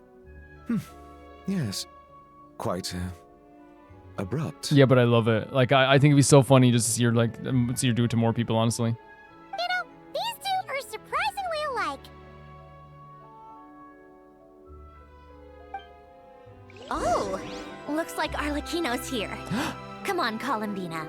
Let's go have ourselves a tea party. So great. And again, just such cute things from Columbina as well, too. Oh my god. Let's go have ourselves a tea party. Let's go have ourselves a tea party. We're having a tea party right now. Oh my god. And again, I know Rosalina's not here, but like, and the captain and Tartaglia's not here either, but like, you know, like the core girl 4 isn't here, you know what I mean? But like still, this is going to be so important as well. Oh god, I don't know if my heart can take it. I don't know if my heart can take it. I don't know if my heart can take it. Well, it's been quite some time On since the Farina three of us too? gathered to drink tea like this. This is actually really nice for me as well, having Farina here, because like I feel like it's like a proof that like everything is like so smooth from what was happening before. You know, it's no longer like hard feelings on anything. You know? I think it's really, really good. Yes, but your tea is as good as ever, Sandrone. Of course it is. The pastries you brought aren't half bad either, Arlecchino. Oh my god. The fact that we're getting to see a modern day in real time tea party. Again, I know Rosalina's not here, but I feel like, you know, it's like still a modern day Fatui tea party, which is great for me. I'm glad to hear it. Are they to your liking, Miss Farina? If I remember correctly, this particular cake is your favorite. Yes, thank you. The tea and pastries are absolutely delicious. I'm very, very glad. I'm very, very glad that like there's a comfort here now. You know what I mean? Especially everything that happened. You know what I mean? And that's like it's a good. I think always like that's one of those things in Genshin where it's like I always say like to myself like I can't forgive the actions of somebody or make someone feel good about the moment that they had with someone. And again, while I can pass judgment on action stuff like this as well, these are two characters that I love, and to see them in a place where like they can drink tea together and this time it's way more pleasant is a very beautiful thing to me. I can't believe I'm casually sipping tea with 3 harbingers. Or are some of them former harbingers? Who knows? Like these are technically some of the scariest people in the world, but they're also the sweetest people in the world. Due to diplomatic reasons at the time, our last tea party was rather tense. Wasn't it, Miss Farina? You have my apologies. The last tea party was not good. But this is simply a casual gathering of close friends.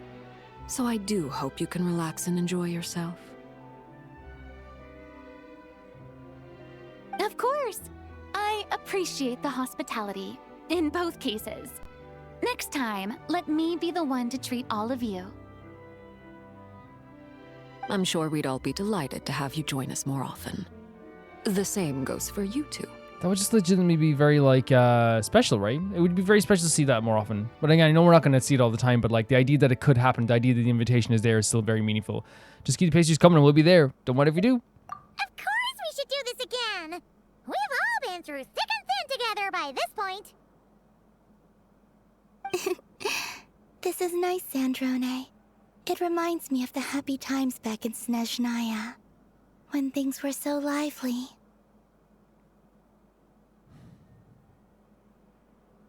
That I'm still thinking of that trailer, the last gift, the final gift. I would have killed to see it in real time, but the fact we got to see it all was special. Yeah. To be honest, I never thought these gatherings would feel this lively ever again. And that's a huge part of her story. It's a huge part of her story. Everything changed after that one specific tea party. Everything changed. Well, I think I speak for all of us when I say we're truly glad you're back, Sandrone. Yeah, and the fact that like they're getting to have a tea party again at all. I know Rosalie isn't here, but the fact they're getting to do it all together is special. It's really special. Especially with everything that's changed. In fact, that's more reason that it is special, that everything has changed. Me too. I've realized that holding on to what matters doesn't just mean protecting what you already have. By reaching out and striving for something new, you can gain much more than you think. Oh my god, Alan he's smiling. He's smiling wherever he is. He really is. No, that certainly doesn't sound like something the old you would say. Well, I'm only going to say it once, so don't get used to Yeah, it. but we feel it. We're gonna feel it forever, honestly. I love that she still feels like a little bit of the pressure. Again, that's why, I always say that about characters. Like, it's the same thing with Vaughn. It's the same thing with, like, any character. Like, I didn't want Vaughn to just change overnight to the point that he was just, like, no longer had any aspects of himself, or he was no longer, like, the aggressive character he was. They did so masterfully where he was, like, he realizes he had to do something about his life. He still was a little bit aggressive. He opened up a bit more. He's still a bit snarky. Opens up a bit more. He's still a tiny bit snarky, but he's opening up so much more now as well. I don't want him to change overnight. I don't want him to reduce him to the stuff that he is, like, or take away the stuff that makes him him. The same with Sandrone. I kind of love that, like, while she's still opening up, we still have those aspects where she's like, well, she's still, like, closed off a little bit, She's still very funny and charming in that way, where, like, you can tell she cares, but, like, also at the same time, too, she's still, like, Sandrone. Who knows? Perhaps your tea parties will only get livelier from here on out. Again, that's the whole point, right? Like, she was so closed in and they had to come into her space to really, like, make that space open. But now she can invite more people in willingly, just like Alam wanted. Once you return to the Fatui, we'll have more opportunities to keep in touch in any case. I want to spend more time together too. But I don't want to go back to the Fatui. You don't have to. You don't have to. Well, Notcry isn't too far from Snezhnograd. It shouldn't be hard to find a place where we can all get together. Oh my god, the instant suggestion of, like, yeah, don't worry about it, right? You don't have to join the Fatui, you don't have to do this. We'll find a place to meet up. Oh, and then I can sing for you. Aww. Or put on some of your favorite music. Just like the Like old she sang at the days. door. Speaking of music, I spotted a mechanical piano below deck. Is it yours, Miss Guillotin? Yes. Reclaimed, I suppose you could say. I know because it is a Fontanian name, but, like, Navia and, like, Farina and all these Fontanian characters saying her name, it was like, it's made for them. It's made for them, Why don't you play something for us? Huh? Wait, really? Huh? In front of all these people? Same, I'd love it, though. Yes, why not? You play so well. I'd love to hear you play. I'll also hear you play, yeah. Yeah, come on! Just a little, please? For the love of... Fine! One piece, and that's it. Yeah, but you're gonna be like, so happy to do this for all of us too. I love that, like, again, this is her continuing to open up her shell. Oh, we're doing it now? Look at the lighting here. It's fantastic.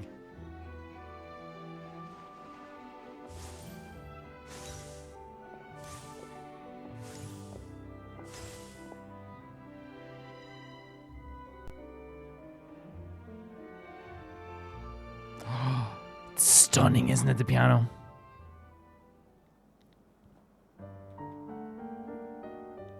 Oh, this song? What a beautiful way to, like, make a party even fancier, right? Elegant. Stunning. Stop. Wow, and everyone's, like, watching as well. Oh my god.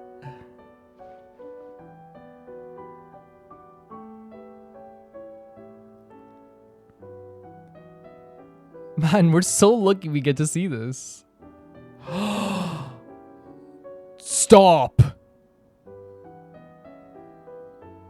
Oh my god, this is one of the most beautiful scenes I've ever seen in my life. Are you kidding me? Genshin.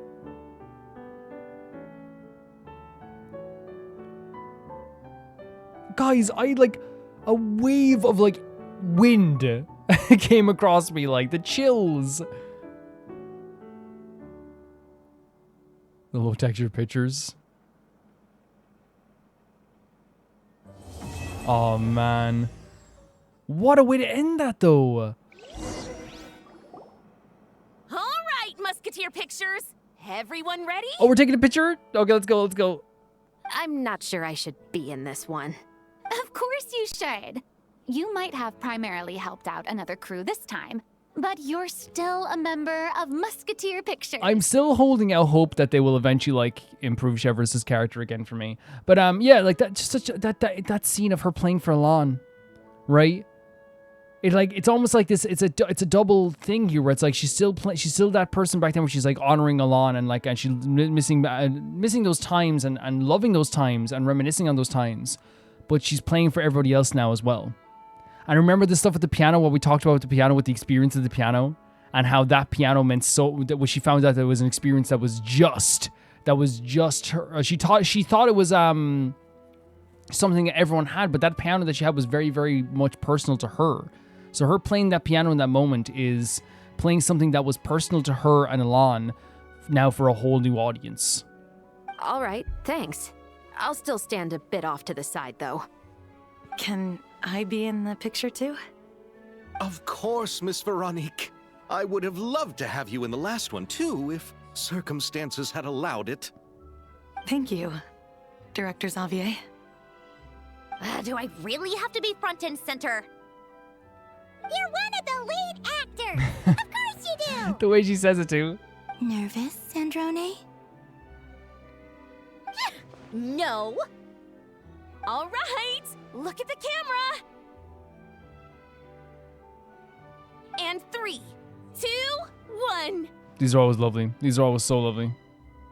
Musketeer Oh, it's so great. Look at Paimon do the peace sign. Colomina made sure to grab on right away to Sandrone. And look at Farina as well. They're so sweet. Oh my god. Can I say, right? Something that's kind of unsung about movies and TV stuff and stuff like this too, and I feel like they maybe didn't sing it very much here as well, is that the person that was kind of like holding the ins and outs and the sign-in sheets and bringing people in and out of the whole thing and leading people in and out of the whole facility, organizing who was there at what time, was Sidlali. I feel like maybe Sidlali should have been in the picture. That's my view, you know? It's, you know, it's just as integral a part. So we can actually, I believe, probably look at the splash screen now, right? So pretty. Are you kidding me? So nice. So nice.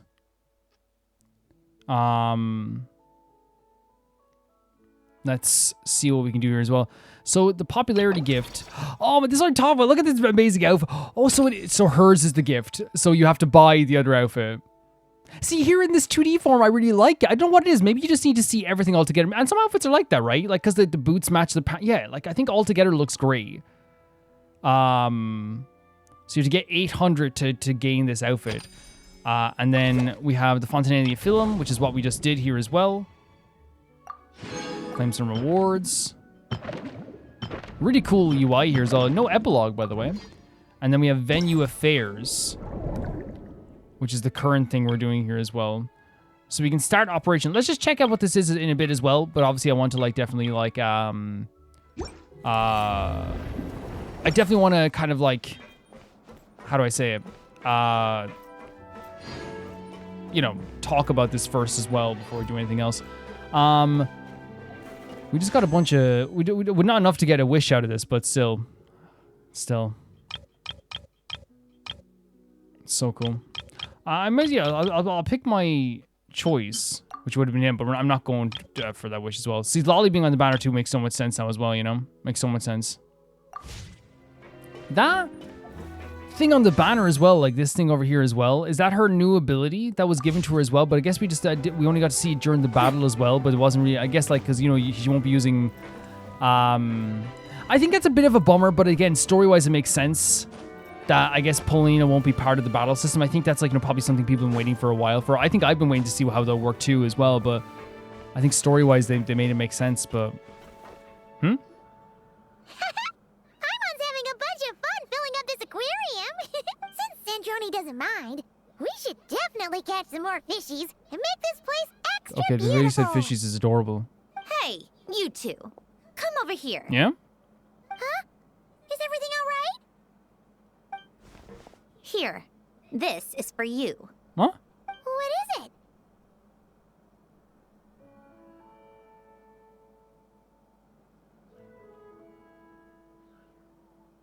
It's an underwater mobility device I've been working on. Huh? Wow! That's so kind of you, Sandrone. It's just a simple mechanical device. I saw the way you were catching fish and... how should I put this? It seemed somewhat... unsophisticated. To be perfectly frank, I found it quite difficult to watch. Was it really that bad? It was inefficient, unskilled, and completely and utterly inelegant. I'm sorry we subjected you to that? No need to apologize. Everyone has their own ways of doing things. But seeing as you plan to keep adding to the aquarium, it might be best if you use this device. The waters of Fontaine are home to more than just harmless ornamental fish. There are plenty of predators who could do you some real harm. This device will not only help you fish, it'll also help you flee. Thank you so much. All right. Oh, and if you're going for a swim, go now. And don't forget to tell me what you think of the device. I can always make more adjustments if you have any feedback. Wait, are they sending me there right now? Wait, what? Okay. In Operation Deep Dive Treasure, your main objective is to defeat and capture the rare, dangerous creatures, as well look for even more precious collectibles the surface will within the time given. You can approach the most dangerous creatures after stunning them. To do that, simply attack them until their HP is reduced to the minimum once they're stunned. You can capture them and store them in your treasure inventory. Do note that certain powerful creatures marked with special icon are capable of dealing more damage, so be careful, okay? Open the treasure inventory interface to move, then rotate and adjust their position. Oh, it's like the thing we did before. Yeah, I remember this. And any nearby items available for pickup will also be displayed on the left side of the treasure inventory interface.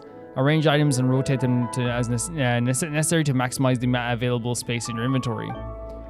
So we can capture...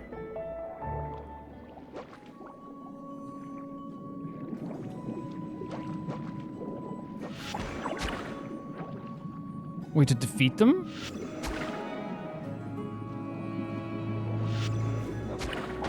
Is that what... Is that what we have to get? Like, this, is there abilities we can get for this? Oh yeah, here we go. Oh, they're impervious to... Oh, they're impervious to damage. That's crazy, man.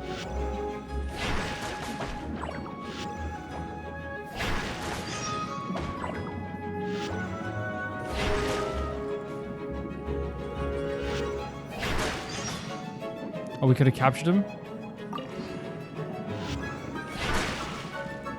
Nah, come on.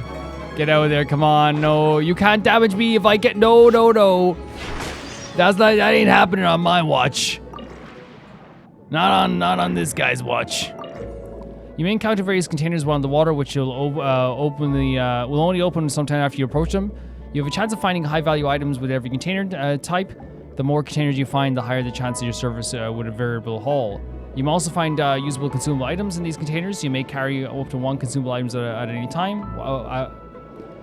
One consumable item at any one time, which cannot be brought with you when you go to the service.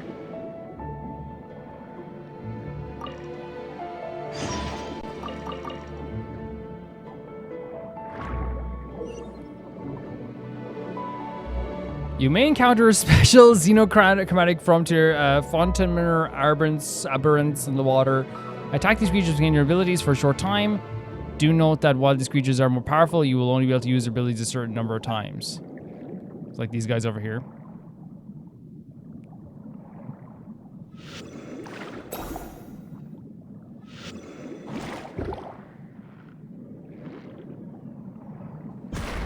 Oh, sick.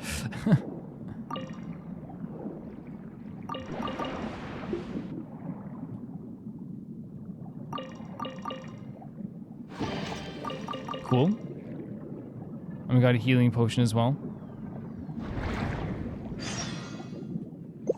To use that there as well.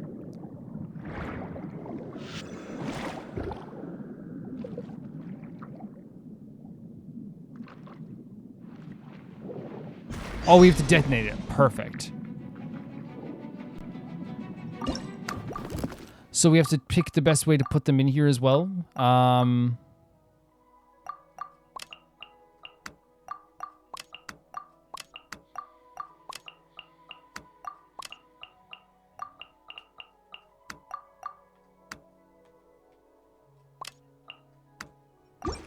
Does that work out?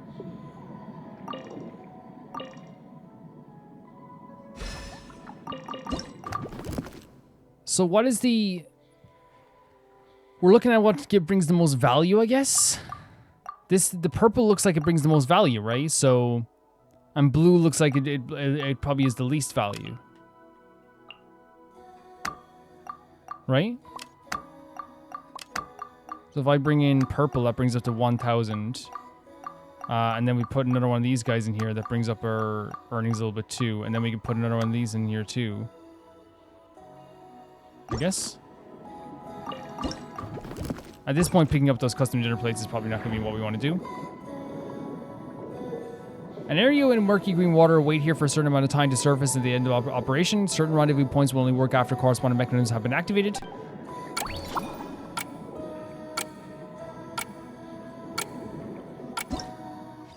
Okay.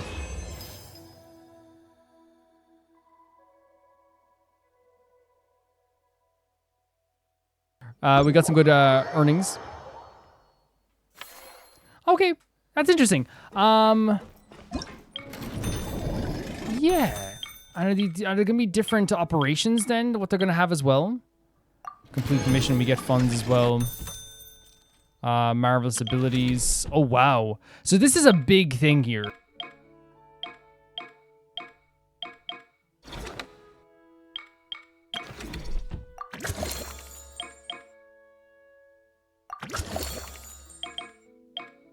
Like this is good. I feel like this is more than just like the end of a video thing, right?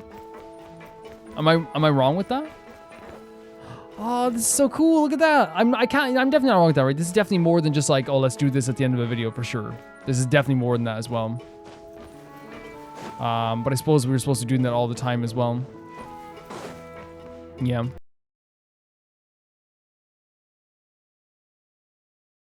Yeah, that's the way I'm gonna look at it. Again, there's nothing wrong with the minigame whatsoever. I want to make it clear. That was like, it's a really great idea. It's a really cool idea. And like, I like that from the last time we did the management stuff as well. But this is clearly not like, oh, we finished the video, let's like do this. This looks like it could take like a long time to do all of this stuff. Which again, I'm not complaining that Genshin has given us like more content. But I think what I might do is like, think about if I want to like do this like as a big thing on camera or something. Because there's still the world quest I have to do as well, which I'm going to be starting this week also. And all those things in between. And also we want to do like the trial as well. So I'm thinking that like, yeah, I think it's like perfectly fine to kind of dip out for now.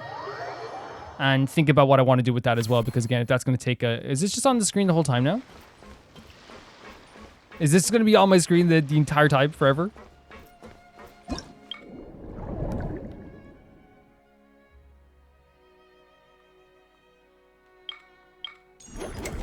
Or is it about should I get my rewards? Or do I get rewards? Yeah, look how big this is, man.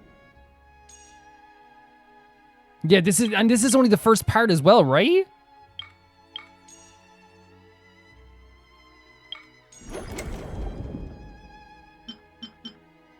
Yeah, there's a lot here. There's definitely a lot here. Which again, not complaining at the idea of Genshin giving people more content. I want to make that clear.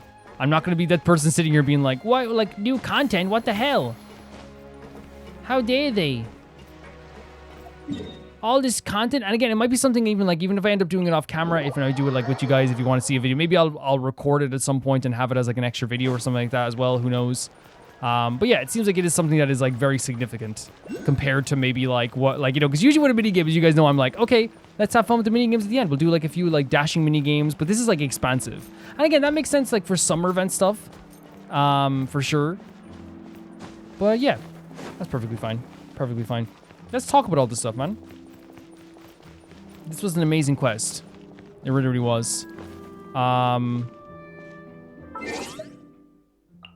Oh yeah, in terms of like then the alt outfits, by the way, if I go to the shop, yeah, it's oh my god, man. Of course it costs, of course it's a 5-star outfit, right? Yeah, in terms of the outfits I like, by the way, love this outfit. Do not like this outfit. I'm partial to this outfit. I think it looks really cool. I actually think it looks even cooler than a regular outfit. This outfit's stunning. Really love this outfit. Gorgeous. Incredible. Adorable. It's so lovely. It's so adorable.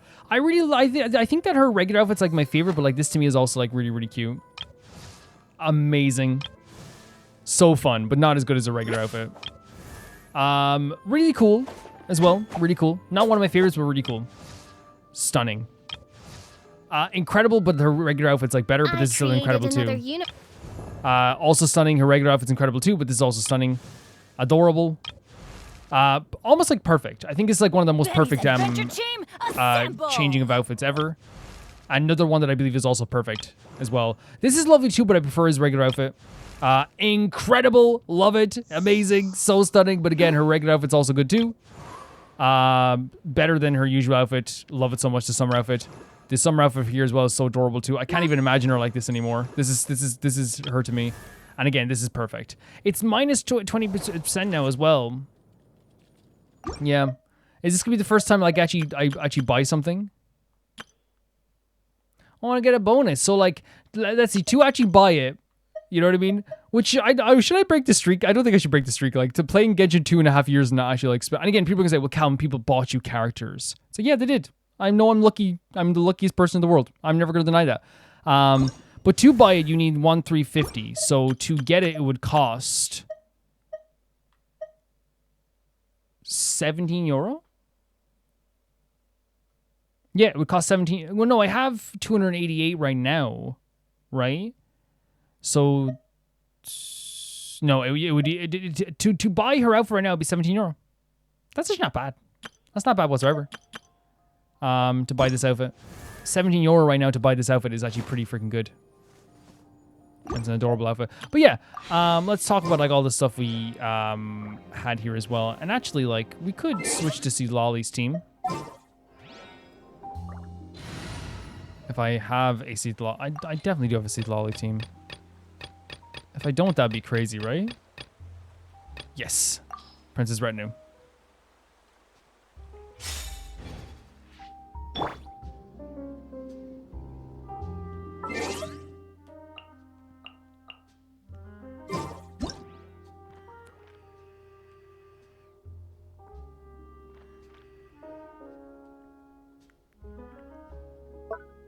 She the alpha.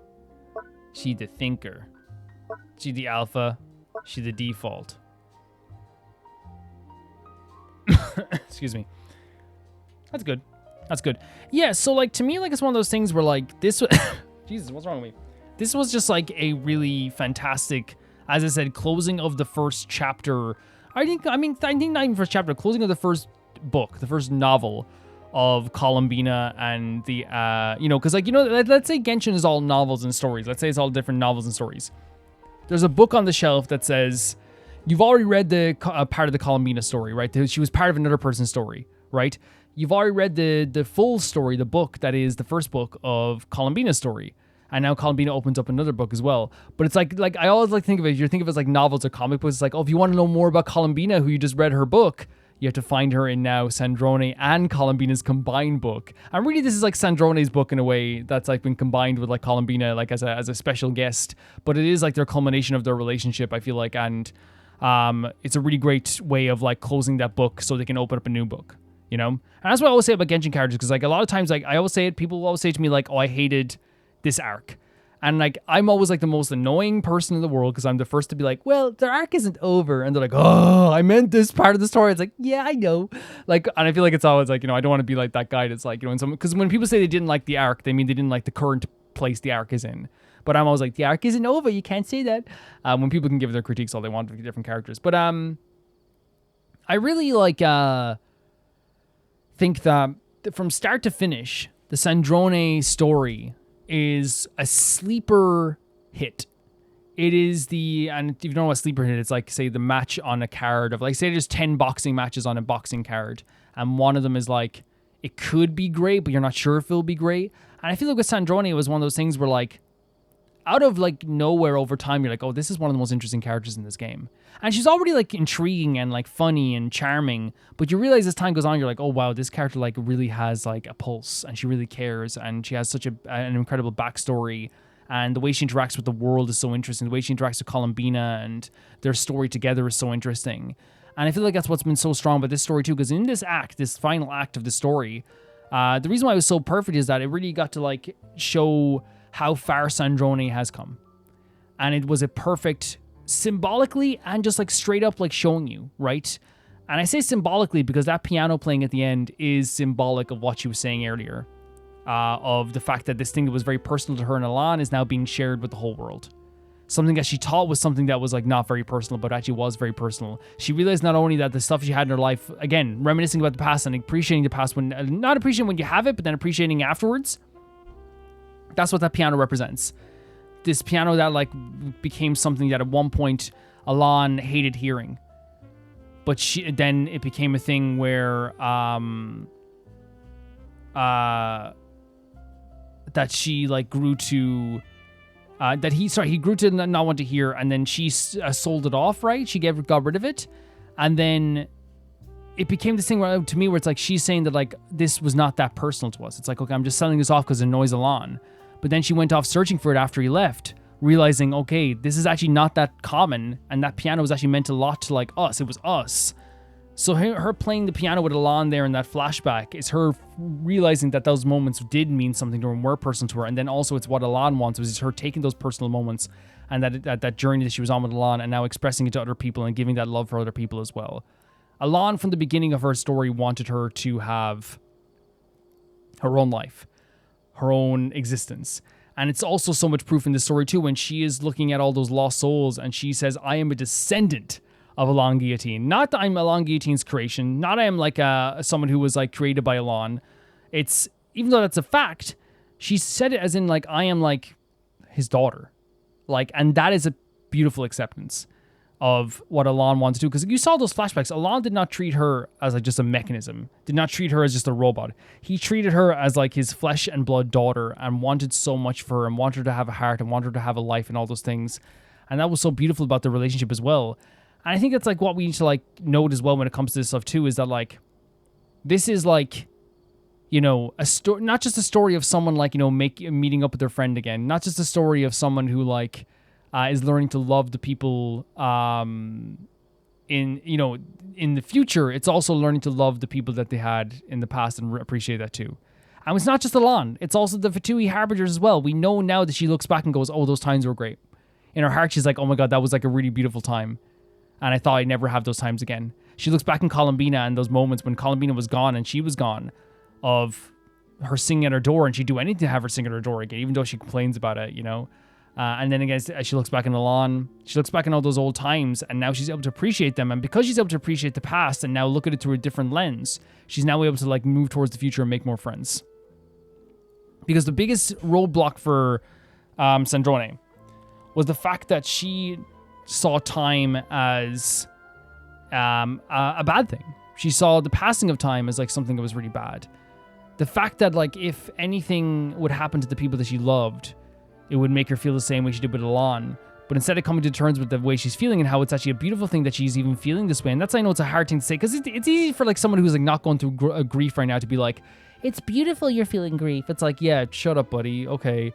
But like the reality is, it kind of is that. It is a beautiful thing that you are feeling grief because, and you can't look at it at the moment, right? You can't look at it that way at the moment because it's hard. But once you look back, you're like, man, the fact that like I had such a beautiful time with this person that I could even feel that emotional whatsoever is a really amazing feeling. It's the same thing with like then, you know, with the stuff with the tea parties at the Fatui Harbingers, and we saw like the times that she was having with Columbina, all the rest of the gang in the Fatui Harbingers. She was acting like she didn't like this because she wanted to put up a barrier. She didn't want to feel that way ever again, where I'm letting people in and then I will get hurt when they leave.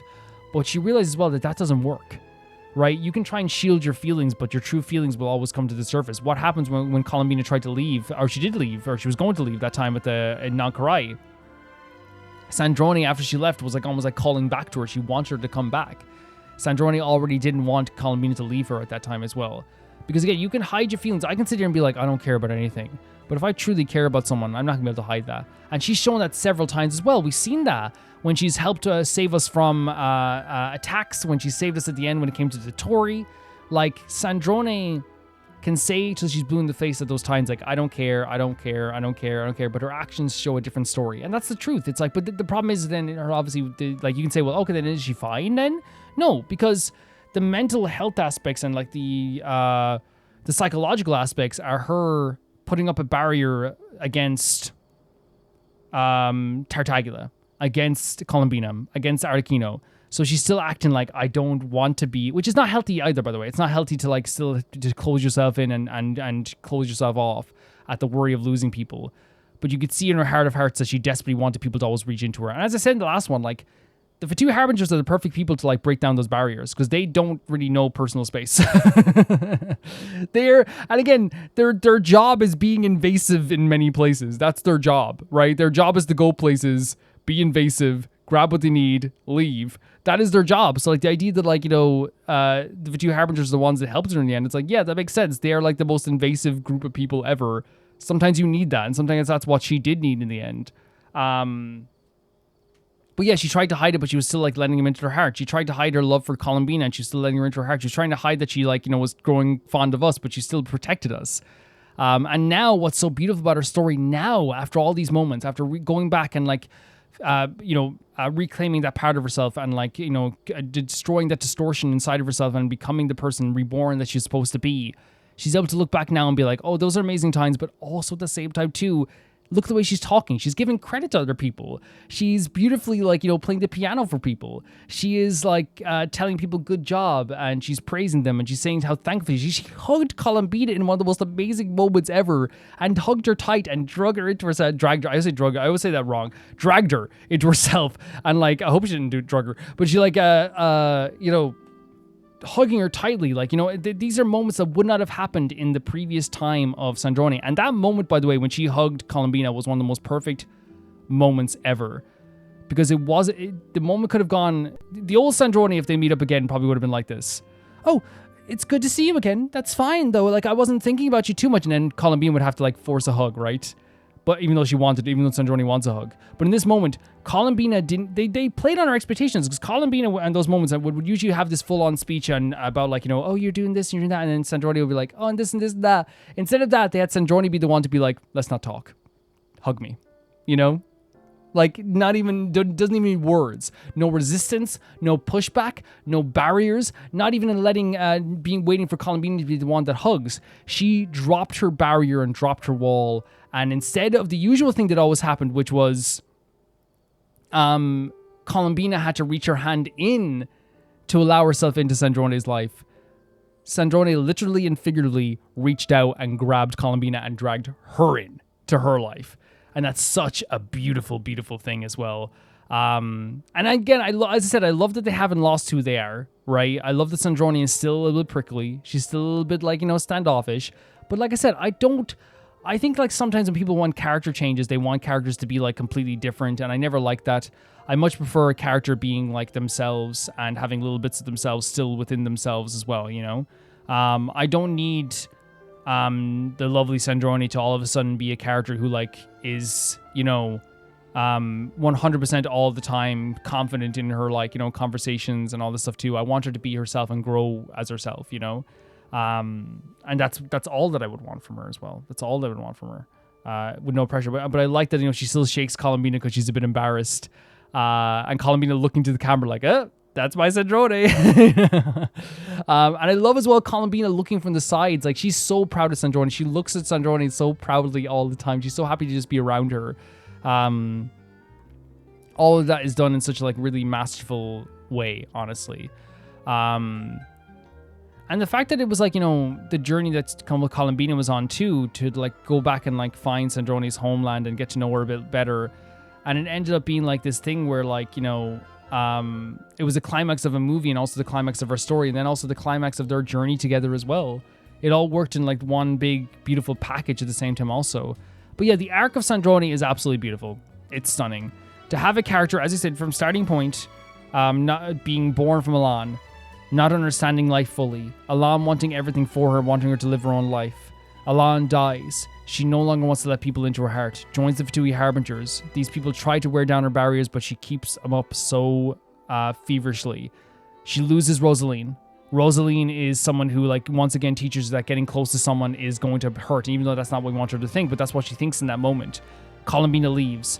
Now we know that, like, also the line about Columbina leaving, remember she said before, like, you left and all this stuff too as well. It's not just about her leaving, it's also the fact that she lost Rosaline, she lost Elan, and now she lost Columbina. It was like a big moment for her where she's thinking, okay, I'm losing everybody. Arlecchino is constantly on jobs, you know what I mean? All these things too. After the tea party they had together, everything changed forever. The captain died. A lot of people she knew that she... and those moments reaffirm to her that not just like getting close to people, it reaffirmed to her that, like, if I get close to people, if I start to enjoy people's company, they will leave me. Because what happened at that tea party when they were having an amazing time, they're having a lovely time together, Rosalina dies after that. The next time they hear about her, she's dead. And in that moment, she realizes to herself, you know what's the wrong thing to realize? I can't let people in. She then ends up in Nagkarai. She's once again resisting Columbina, even though she wants to be friends with her. She's saving us, even though, again, she wants to, like, not be perceived as someone who is, like, a savior. She is legitimately, like, so, like, you know, showing off that she does care about people. In the end, like Columbina says, she shows how much she was influenced by Elan and the love Elan had for her and the love she has for other people, and she sacrificed herself just like Elan thought she would. She came back to life through a thing that Elan put inside of her. She then realized in that moment that she had to find the distortion in her heart between the emotional and logical side and, like, reconcile with that as well, so she can truly, like, be not perfect, but be the person that she was always born to be. Elan wants her to get that change. She got that change in her life. She was able to understand that, like, she can let people in and care about people. And even that, she did something for Elan where she, like, got rid of Renee's old problems, the lingering problems that Renee left in this world. Kind of like getting rid of, like, Elan's regrets at the same time too, showing once again the care she had for Elan also at the same time too. Through this entire journey, she was able to go from a character that could not let people in to a character who, like, will be able to let in so many friends. And we saw that through, like, she's going to be playing role-playing games. You know, she played the piano for everyone. Again, I said the significance of the piano is so important. It's so important. It's that piece of equipment that was so personal to her and Elan that she gave away. And now that she's able to play it again, it's no longer just for Elan. It's what Elan always wanted, to play for other people. It's such a gorgeous idea. It's one of the most gorgeous... it's one of the most gorgeous things in the world. It really is. Yeah, I love Sandrone's story. I love her story with Columbina. I think that this event in general was a really superb story. It was like an Archon quest itself, and it was really one of the most perfect, like, you know, as I said, book closings on the chapter of on the book of both of Columbina and Sandrone. Even though, like, again, they can open up another book, the relationship's just starting again, right? That's another book being opened. That's another book being written. It was a really great story from start to finish, and it was also fun too, right? We had some really fun stuff with Sidlali, like introducing Sidlali into the story was really, really funny and charming, and you know, really, it's really adorable to see how much she loves the Traveler. I love seeing the House of the Heart again, and especially with Lynette clocking Sidlali so instantly. Seeing that even other characters even for a brief time was really fantastic too. But really, I think that obviously, like, the star of this whole thing was the build-up of Columbine and Sandrone seeing each other again, and it did not disappoint. It was one of the most amazing reunions of two characters I've ever seen. And it's just perfect. As I said, the crux of the whole thing is that this time around, Sandrone is the one to... and she says, yeah, now we're even. It's like, you always invaded my personal space. You always like got in my room. You always came to me. Now we're even. Right? And I love that the whole point was like, I'm going to get revenge on her and surprise her. And Columbine is like, nah, I know. I felt you here. And in the end, the revenge was no longer just surprising her. It was like, fine, I'm the one who invaded your personal space this time. But in fact, Columbina loves that, you know? It's really beautiful. This whole event was beautiful. It really, really was. I've been having such a joyous time, such a happy time as well. And if this was, I think this is their summer event, which like, I think you could say it's not, it doesn't feel as like the same type of summer event that we got previously, but I think this is like modern summer, like, you know, drinks with your friends, hanging out and doing like activities and getting up to hijinks and swimming and all. Like it felt like a modern summer, you know what I mean? It felt really, really fun as well. Yeah, and I think also as well, like, we know that Shesnai is coming up very soon. So there is a thing where it's like, yes, it's going to be a big deal, right? Shesnai is a big deal. And yeah, since Shesnai, just end of Shesnai is going to be a big deal. I'm nervous, but I'm excited. And I totally understand that, like, you know, we're doing a lot of like, very masterfully done, by the way. Let's close the book on some threads. How great is that? Like, they did that with Kale as well, where it's like, oh my god, you actually did this, like, it didn't feel rushed as all. You did this so amazingly so, right? Dotori, what an amazing way they did it too. Now with Sandrone and Columbina's story. Amazing, right? They're really, it feels like they are, like, tying up some loose ends before Shesnaya. Which makes Shesnai even more impressive, right? It's the fact that, like, they feel like they have to, like, close the book on the first book of Kale's story. They feel like, which I actually, if I talk about the way I talk about books, I would say the book closing on Kale's first story was the story when she made it to Sumeru. The second book closed on Kale as well, right? A new book will open again. Like the fact that they are, you know, tying up so many loose ends while still having some questions unanswered it makes Shesnaya feel even more real. It feels really, really scary. And we are like, what, like a month away? Not even a month away? That's so awesome as well. Okay, so I just realized something. If the world quest is in this menu, I don't think it's actually gonna be a big deal because, again, I'm gonna have to see the name of the quest anyway when we like click on the quest and actually go into like the actual quest itself, right? So I'm gonna have to find a way to do that anyway. So like it's like one of those things where like, yeah, like, so like for example, if I go, is it here?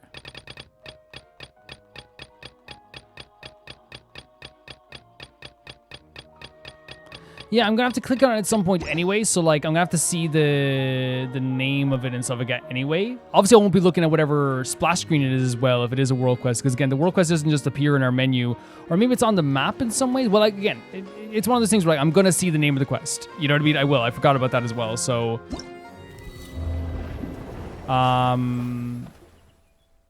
okay. Well, the test run's down there, so that's 1, 2, 3, 4, 5. So. There we go. So we can definitely do this now as well. So, I don't know how to use Freminade that well, but we can use Freminade right now anyway.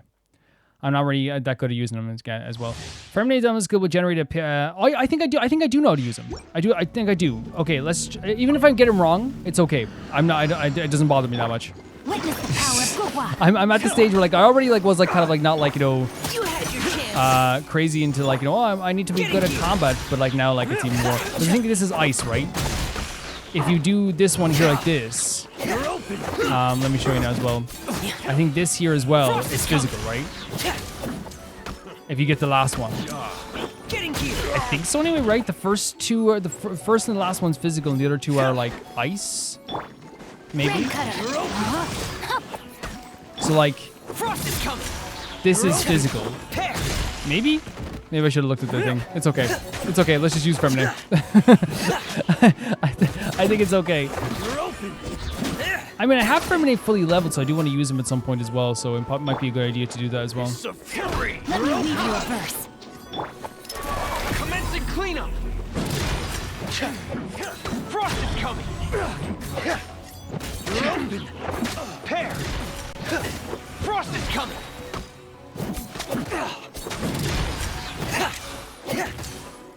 Getting here. Yeah, even if I didn't understand fully, it's fine. It's definitely fine. Then we have Katzlin Cocktail Diona.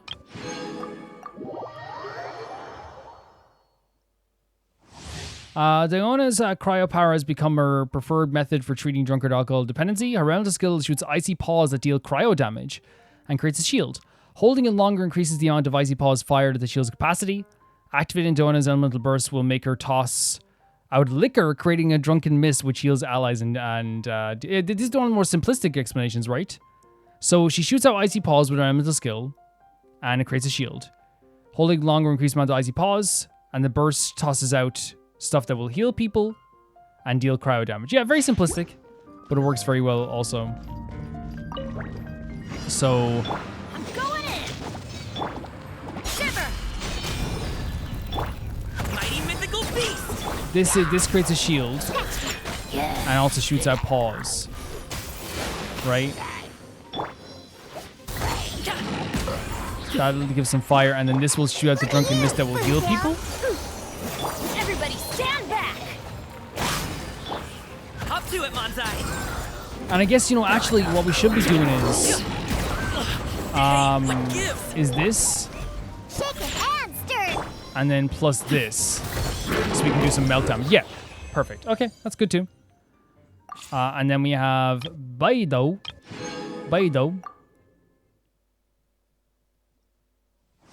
While holding around the skill, Baido will shield herself. Upon release, she will swing her great sword and deal damage. Attacks absorbed by the shield increase the counterattack damage. Okay, so anything that's attacks that happen will increase the counterattack. Baido's Emerald Burst summons a Thunder Beast Targ. While the Targ is active, normal and charge attacks will create a lightning discharge that can jump between opponents. Awesome. So we have to hold the Emerald skill. We'll have a shield. Then we can, when we release it, we will also like do a counter attack. And the longer we do it for, how many attacks that we get will dictate how much damage it does. And then we can summon the Targ. Normal and charge attacks will increase, will create lightning, so it creates lightning charge. Okay. Let's try this out then as well. Oh, Lanyan! So this here. That's so awesome. That's actually really cool. I guess, like, I know I should have known about this already, but, like, I just don't use Baido, but, like, that's sick. Is this how you use Lanyan again? I've definitely forgotten to use Lanyan for sure. Wait, this is awesome. That's such an awesome idea. I didn't know this could be this fun. Witness the power of Gugwa. Midnight Phantasmagoria. To ashes. And then this is when we release all the electric attacks when we're attacking. That's so, guys, that's such a sick idea. Like, legitimately, look at this. Like, that's so great. Yeah. It's a great idea, isn't it? Yeah, it's really great. You making fun of me? I guess. I definitely pressed it wrong, but it's okay.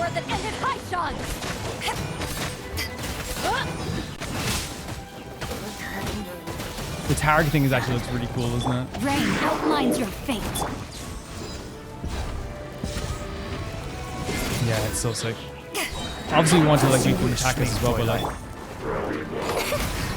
yeah, I think it's it. That's why I want to level Lanyan, but her boss is like super, not fun. Then we have Seedlali, who I will read over again, but I believe I know how to use her as well. Seedlali's elemental skill, it creates an opal shield based on her elemental mastery, dealing cryo damage in the area. And restoring Night Soul points. If Seedlali has at least 50 Night Soul points, she will continuously consume points to create Frostfall storm that follows the characters around and deals damage to opponents. Her elemental burst creates an ice storm that bombards the area ahead, dealing AoE cryo damage and summoning spirit vessel skulls to nearby opponents that deal AoE cryo damage. After a short time, the ice storm and the spirit vessel skulls will restore Night Soul points to Seedlali. Okay, so the burst, ice storm, AoE cryo damage, spirit vessels, that deal cryo damage. While our elemental skill is active, after nearby party members trigger frozen or melt, The opponents affected by that reaction will have their pyro. Oh, so sick. Holding jump, I will have her leap even higher. Yes. So, this is the shield, and it's actually really cool. It does damage as it's moving around as well. The burst is to deal cryo damage, and they will deal cryo damage over time. But this is the most important part. And actually, Gammon is here, which actually is super important because that's the character I usually use. And again, I don't want to take credit for that. You guys definitely came up with that. For sure. I should have gone up through this, shouldn't I? It's always like, and here's I have no problem like saying this right now because I no issue whatsoever. But I always like notice some people eventually go like, you don't listen to like suggestions or anything as well. It's your way or the highway, and it's like most of my teams are literally fan suggestions and subscriber suggestions. Take me up. Like legitimately. Like, and that's not me being like, you know, like, oh, I'm so good. I'm just saying like it's just factual. I think like when people say that, they really mean like you're not taking my suggestion. Which I never have to. Like, never. Like, if I want to just play the game whatever I want, I just do that, you know? Yeah. Like, my Vaughn team is literally, I remember it was a user called Lex. Gave me how to do the Vaughn thing. Show no mercy. You two. Time to end them. And there's that move as well. And then that's when we use Gammon, which will increase melt. It's such a good combo, right?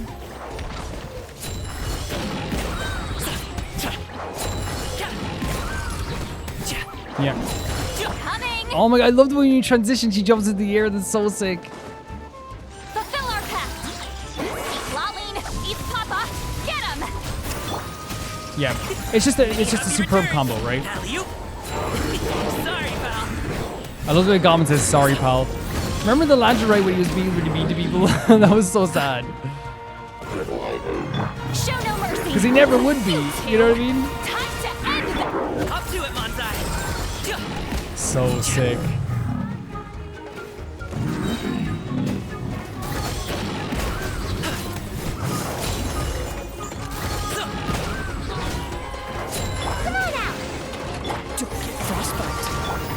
Love the Nalan music. Any chance we get to come back to Nalan, always a beautiful thing. Awesome. Yeah, that's she's a great character. I really love using her as well. But now we get to use Columbina. Not Columbina. I keep getting mixed up with Sandroni and Columbina. Here we go. Sandroni is a cryo damage dealer who enables her teammates to trigger stellar conduct reactions, and who deals stellar conduct damage directly with their talents. When Sandroni is in the party, superconduct reactions triggered by party members will be converted to stellar conduction reactions. A starlight prism will appear on the field, turning the surrounding area into a wondrous pole star field for a short period of time. All characters inside the pole star field receive a cryo and electro damage bonus. And when opponents within the field are hit by cryo or electro attacks, the field will store the dissipating elemental energies and completely release it every 4 seconds. This further increases the aforementioned damage bonus and also increases the base stellar conduct coefficient for 4 seconds. So, superconduct converts into stellar conduct. Will create a wondrous pole star on the field. Anyone in that field will get a cryo and electro damage bonus. And then it will store up all those things and release them every 4 seconds. Additionally, opponents with pole star field will also have the physical resistance reduced. That's really interesting. Charge attack. During a charge attack, Sandroni will summon the mechanism Fagio to bombard. This is the thing we saw, right, Fagio? To bombard opponents during this time, Fagio's power will rise continuously, and once it reaches its max limit, Fagio will overheat and slow down its rate of attack. So we should have like held that as well. Outside of a charge attack, Fagio's power decreases slowly when Sandroni is on the field. She will focus on repairing Fagio. That's awesome that it's like a realistic kind of like reason why they're doing that. When Fagio's power falls below 50% max limit, it will exit overheating and continue to bombard opponents with the usual poise and elegance. What a way to put it. So, charge attack, bombard opponents. You have to recharge though. Okay. Elemental skill. When Sandroni unleashes the elemental skill, she will board her T-power. Okay, that's what we're looking at here. Okay. Tackle a solid hover mech and elegantly hover forwards for some time, as well as fire prism shots at any opponent nearby. During this time, Sandrone will also quietly repair Faggio on the side. That's awesome. That's so sick. That's really cool as well. And the burst. When she unleashes an elemental burst, Sandrone will summon a large number of prismatic resonance cannons for an elegant, wide area bombardment in front of her. Okay. First of all, the attack animations. Elegant. Poised. Amazing. She's perfect. No one can stop her. Charge attack. That's so sick. That's legitimately such a crazy thing. And I guess that's the heat overheating on the side there as well. Okay, let's try this out. So trigger set of conduct reaction, which would be just that. Use elemental burst, which we already saw as well. So sick. Okay. That was okay. We completed everything at once. What an interesting team. Yeah. Emerge. Right now. Emerge. And then if we do this, activate stellar conduct as well.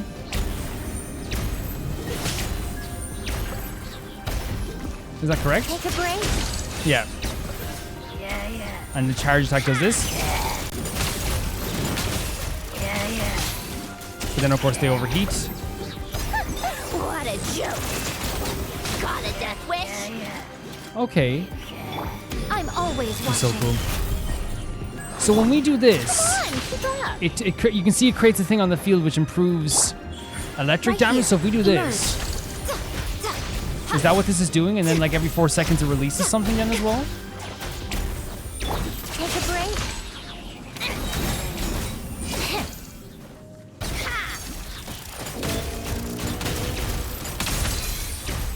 You can see the overheating as well.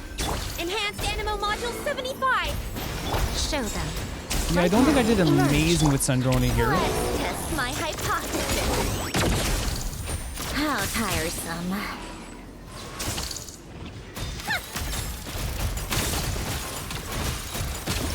But like I think we did good because of the damage here.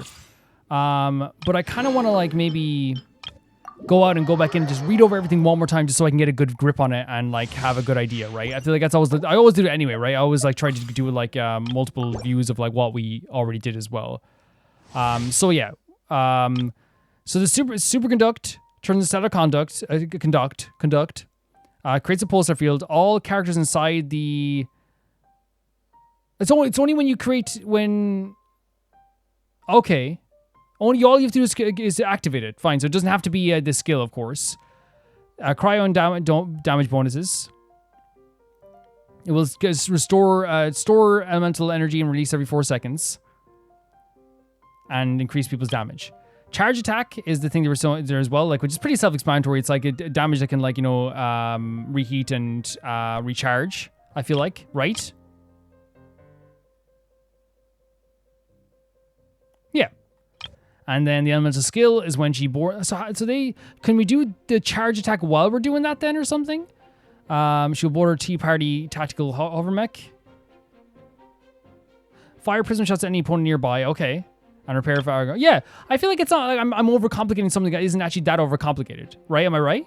All we have to do is remember when we activate superconduct, we activate this thing here. That will create the pulsar field. All characters inside the field receive a cryo damage and electro damage bonus. Yeah, I feel like that's what we have to focus on the most. Yeah, so I don't think I'm doing bad. Amazing. So if I go right now, like this, right here.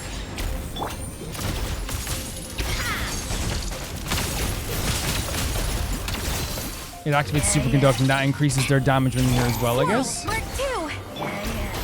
A sight to behold. I guess. A spot at tea time. She's so funny, man, having tea in the middle of a battle as well.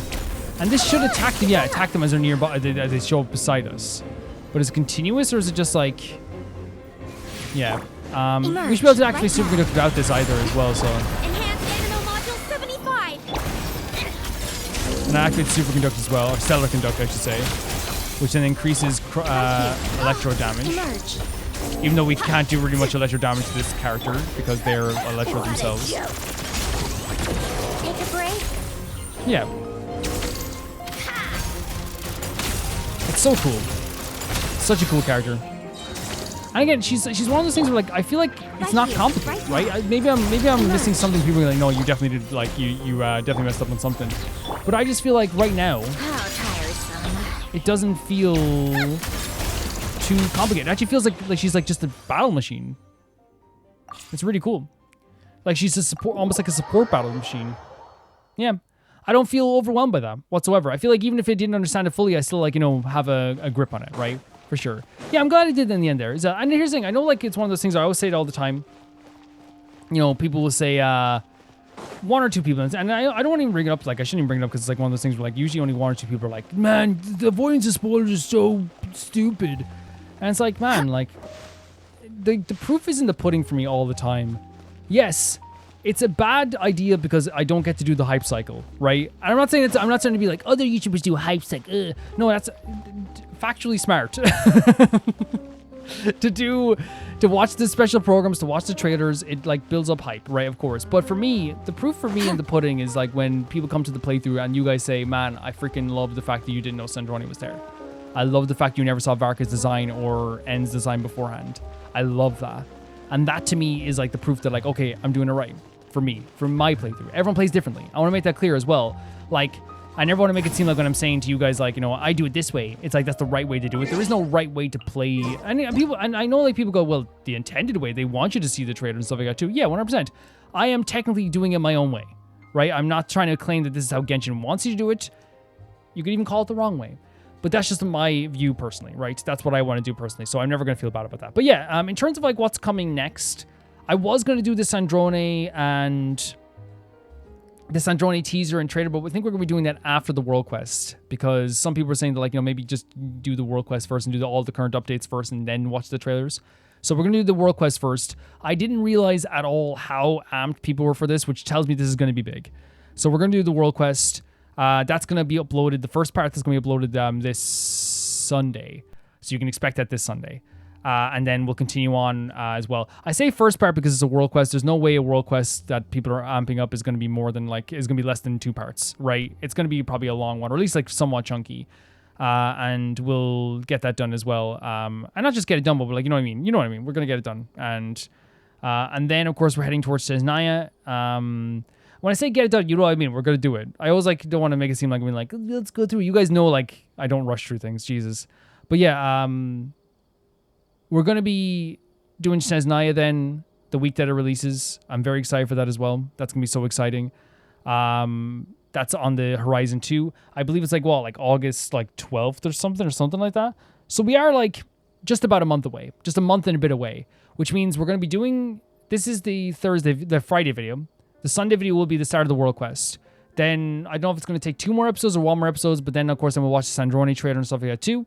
And by that time, we're going to have probably 2 weeks or so until the next update, maybe 2 or 3 weeks until the next update. Who knows? So it will get to that point where I think that we will probably do some other fun stuff. Maybe we'll wrap some other stuff up. Maybe we'll do exploration video or something like that as well. But I'm just very excited for what's to come in the next part of the story as well, guys. I'm also very excited that we got to play this as well. This has been such a joy.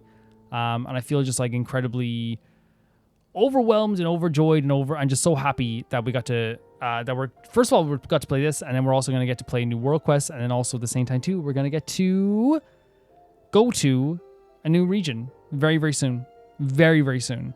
It feels like just yesterday we left Nagkarai because it probably just was. It probably just was. But yeah, thank you guys so much for always supporting this series, and thanks so much for watching me, and thanks so much for watching this playthrough and watching this event. It's been such a joy to have you along for this journey as well. If you want to see these videos early, you can do so on YouTube members or on Patreon. Every single Genshin Impact video is early on YouTube members and Patreon for €1 or whatever it is in your currency. And you get every single early Genshin video for the entire month. And that will include Chesnaya when it comes out as well. When Chesnaya happens, if you are a patron or YouTube member at €1, you will get every single Chesnaya video early. And if you want to see your name go by in the text credits, which is going by right now, that's every single video we get your name in the credits. That's €10. And that's the Chunky Baby Gangsta tier. And if you want to hear your name be read out at the end of every single video, that is the highest tier, which is the €15 tier, the Never Can Repay the Baby Gangsta tier on YouTube members and on Patreon as well. And I want to read out the patrons first to the highest tier, that being Typharo 2, Jamie Bull, Jana the Banana, The Ghost of Inazuma, Felicious Felix, Yuled, Anusa, Yassassin, True Beat Butter, Peter Shelson, Leon, Hikesperian, Neo Shourite, Leah 200, Malcolm Kunde, Axler21, and the highest tier of my YouTube members, Blasco and Lusanagi. See you guys soon. Bye bye.